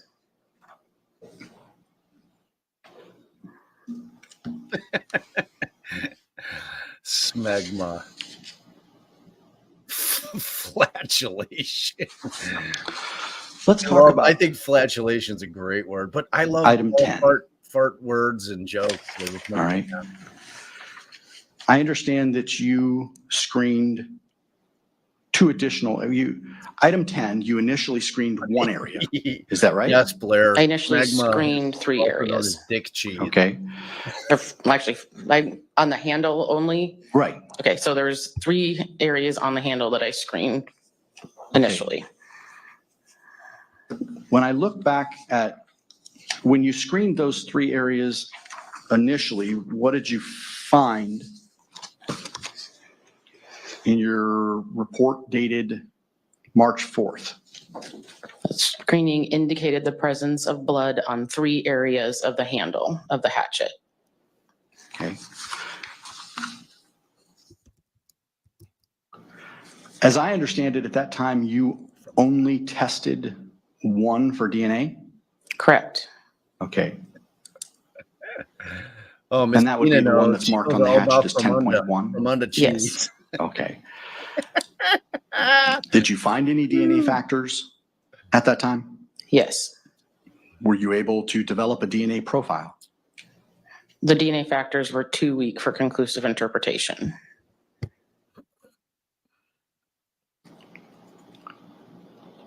Did you test to determine whether or not that was human or animal blood? 10.1, I did not. Hard no on smegma, Jay. Yes, I agree with that assessment.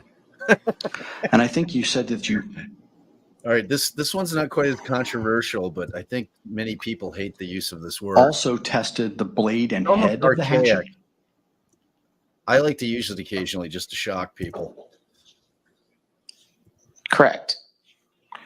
But you didn't find blood on the blade or head of the hatchet?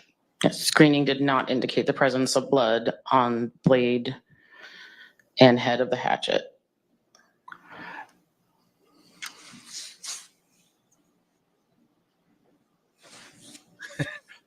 I'm gonna wear some nice slacks. Now, I'm gonna wear my tan slacks and a nice button-down shirt. looking at exhibit number 38, your report dated April 3rd. Your trousers. You then tested 2 more spots on the hatchet, as I understand it, 10.2 and 10.3. Is that right? Yes.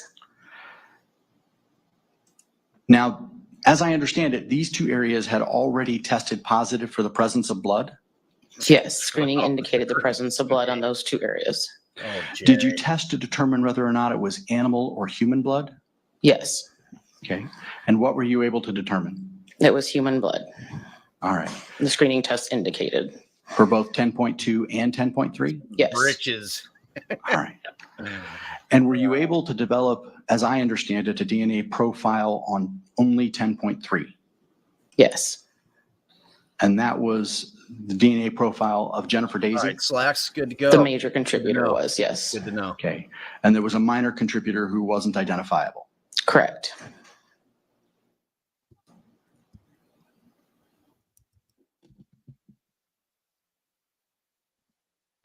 Dom's mom, what are you doing? Where are you going? Grown up stuff, that's the worst. Were you able to Worst. detect any No one likes DNA adulting. on the blade of the hatchet? Yes. And I know you testified on direct examination a little bit about this, but the fact that you were able to detect DNA on the blade of the hatchet Smegma off the screen. What does that indicate with regards to the likelihood that the hatchet was washed or cleaned or scrubbed? I can't say, that's outside my area of expertise. I can't say whether that indicates or does not indicate cleaning. But you actually did find touch DNA is what it would have to be, right? I can't say the source of the DNA. I can just say it did not screen, the screening test did not indicate the presence of blood. But there was DNA on the blade of the hatchet. Yes. Were you able to develop a profile? There were factors detected, but not enough to make any interpretation.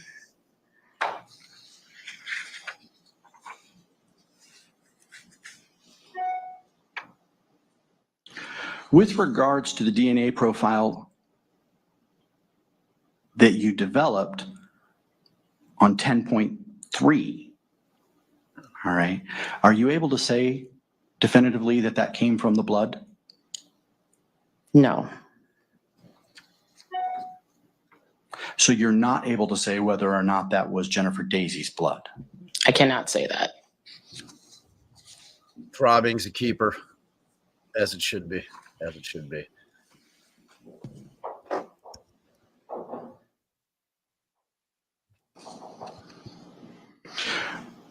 Were you ever asked to test a shower curtain? No.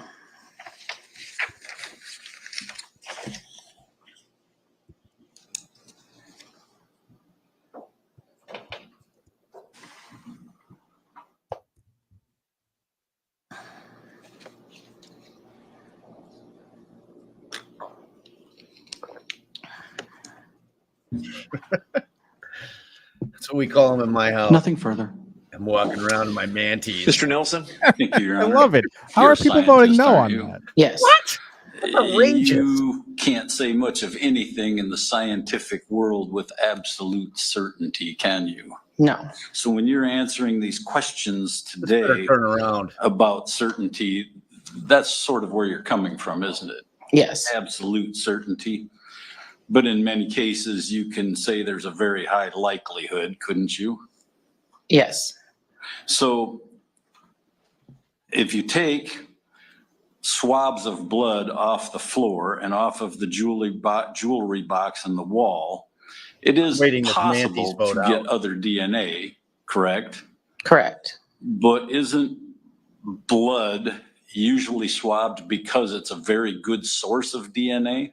Yes. So when you take a blood swab off of a wall or jewelry box or any other item, wouldn't you expect that to be the dominant contributor when you're testing for DNA, as opposed to background DNA that might have been there before?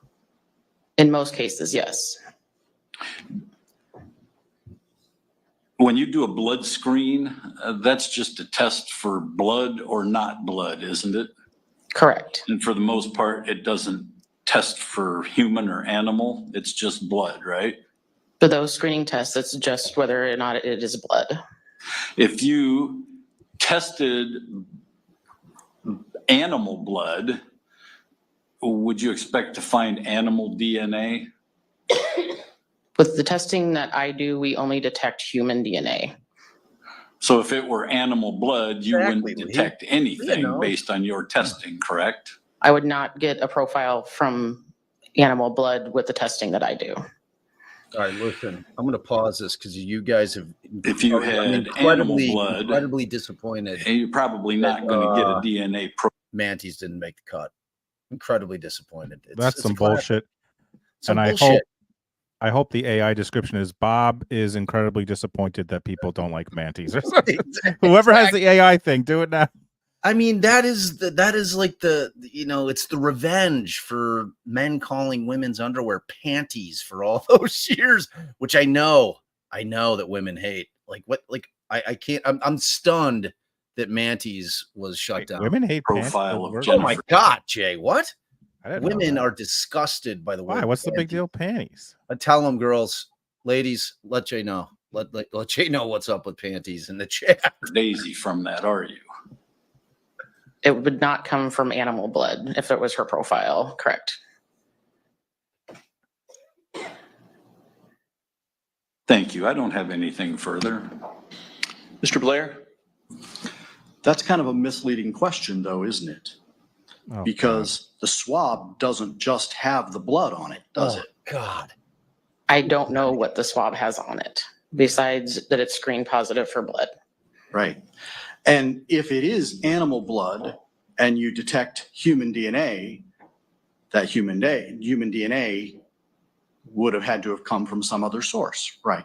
Yes, if it was animal blood and a human DNA profile, it would have had to come from some other source. Okay.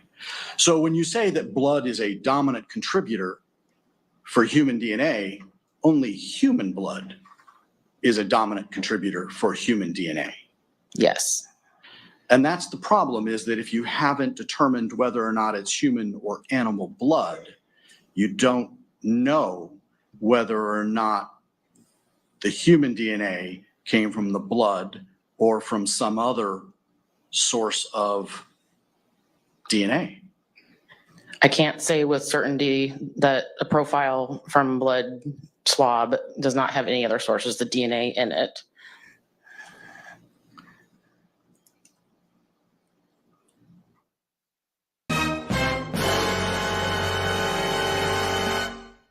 And that's one of the reasons why you're not able to tell us whether or not any of the blood is actually Jennifer Dazey's blood, isn't it? I cannot say with certainty that the profiles I developed from the swabs are her blood, no. What? No. Not just with, well, Is this not even a reasonable wait a degree second. of certainty, are you? Is this guy Is this guy trying to imply that the hatchet was not the murder weapon? Is that what all of this nonsense is that he is trying to imply that the hatchet is not the murder weapon? Is that what is going on here, or am I insane? It sure seems like it, or the blood wasn't her blood. I can't tell where this man is going. I don't know what is happening right now. Like, I mean, granted, I'm a little diverted with my polls on words that are acceptable and what are not, but it does seems distinctly like this guy is going with the theory that the hatchet was in fact not the murder weapon. I don't know. We'll see how that plays out.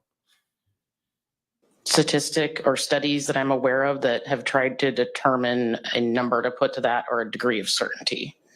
Okay.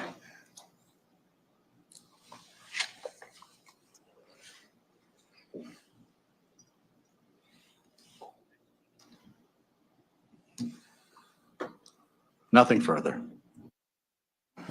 Thanks, Larry. Not to beat dead horses. Why are you going to beat You that can't horse? say with absolute certainty, but you can say with a pretty high likelihood, can't you?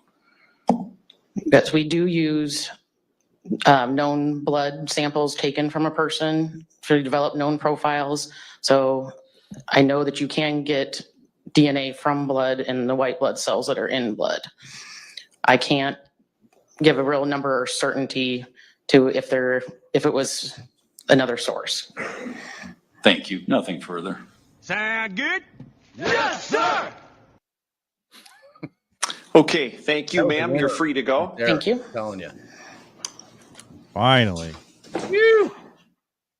State rests. please. And the state rests. Okay, perfect Lunch. spot for us to break for lunch. Remember the admonition I've given you before. Report back to the jury room. We'll try to start up again around 1:20. 1:20, so an hour 10. All right, so this is not the Karen Reed trial. Jay and I are not going to struggle through an hour and 10 minutes of hanging on. I think I've spent my load. I'll put that in the poll when we come back to see if that's allowable in terms of killing time. So we will end it for the morning session. I will create another stream. So make sure to put your notifications on. We love all 270 of you in here. Thank you so much for hanging with us all this morning. Make sure that if you are not subscribed to my brother right there, that handsome bastard in the bottom square over at his channel, Jay, please throw the link up for my boy. Also, we've had some of our ride or dies in here. Steve from Publicly Buzzed has been in here in and out. He has an actual job, so he's got to do pop-ins. But make sure you're subbing over to Publicly Buzzed as well. And please share, subscribe, like all the things that help us out with our YouTube algorithm issues that we always have in battle. So we will be back in 2 and 2, as old Chuck Willery used to say, which really means an hour 10. Okay, good. I was going to say, tell them for folks who aren't on that. Yeah, we'll be back in an hour and 10. Yeah, so Judge says we're going to come back at, we'll come back about 5 minutes early so we could all get set up. And I could tell when we come back a little bit early, I'll tease. I put it in the chat. I had a moment. I got something delivered today where it's almost like I have an iota. Someone reached out to me, a company, to give me something, and I'll share that. I could share it now. Or we can wait. Interest peaked. Interest peaked. I'm ready. I don't know about you guys. I'm excited to see what it is. And can I have some of it? That's the other question I have. Without even knowing what it is, I want some of it. All right, you guys, we love you. Thank you so much. Yes, hit the like on the way out if you would be kind enough to do that. And we will see you in about an hour and 5. Ciao, y'all. See you guys. See yous. I'm going to do the outro, Jay. Outro us. Hey, man, by the way, you gotta send me the outro. Your I could upload it. Yeah, I could do that. Yeah, which I love it. Maybe do it in the interim. Yeah. Yeah, I'll do that. See you guys.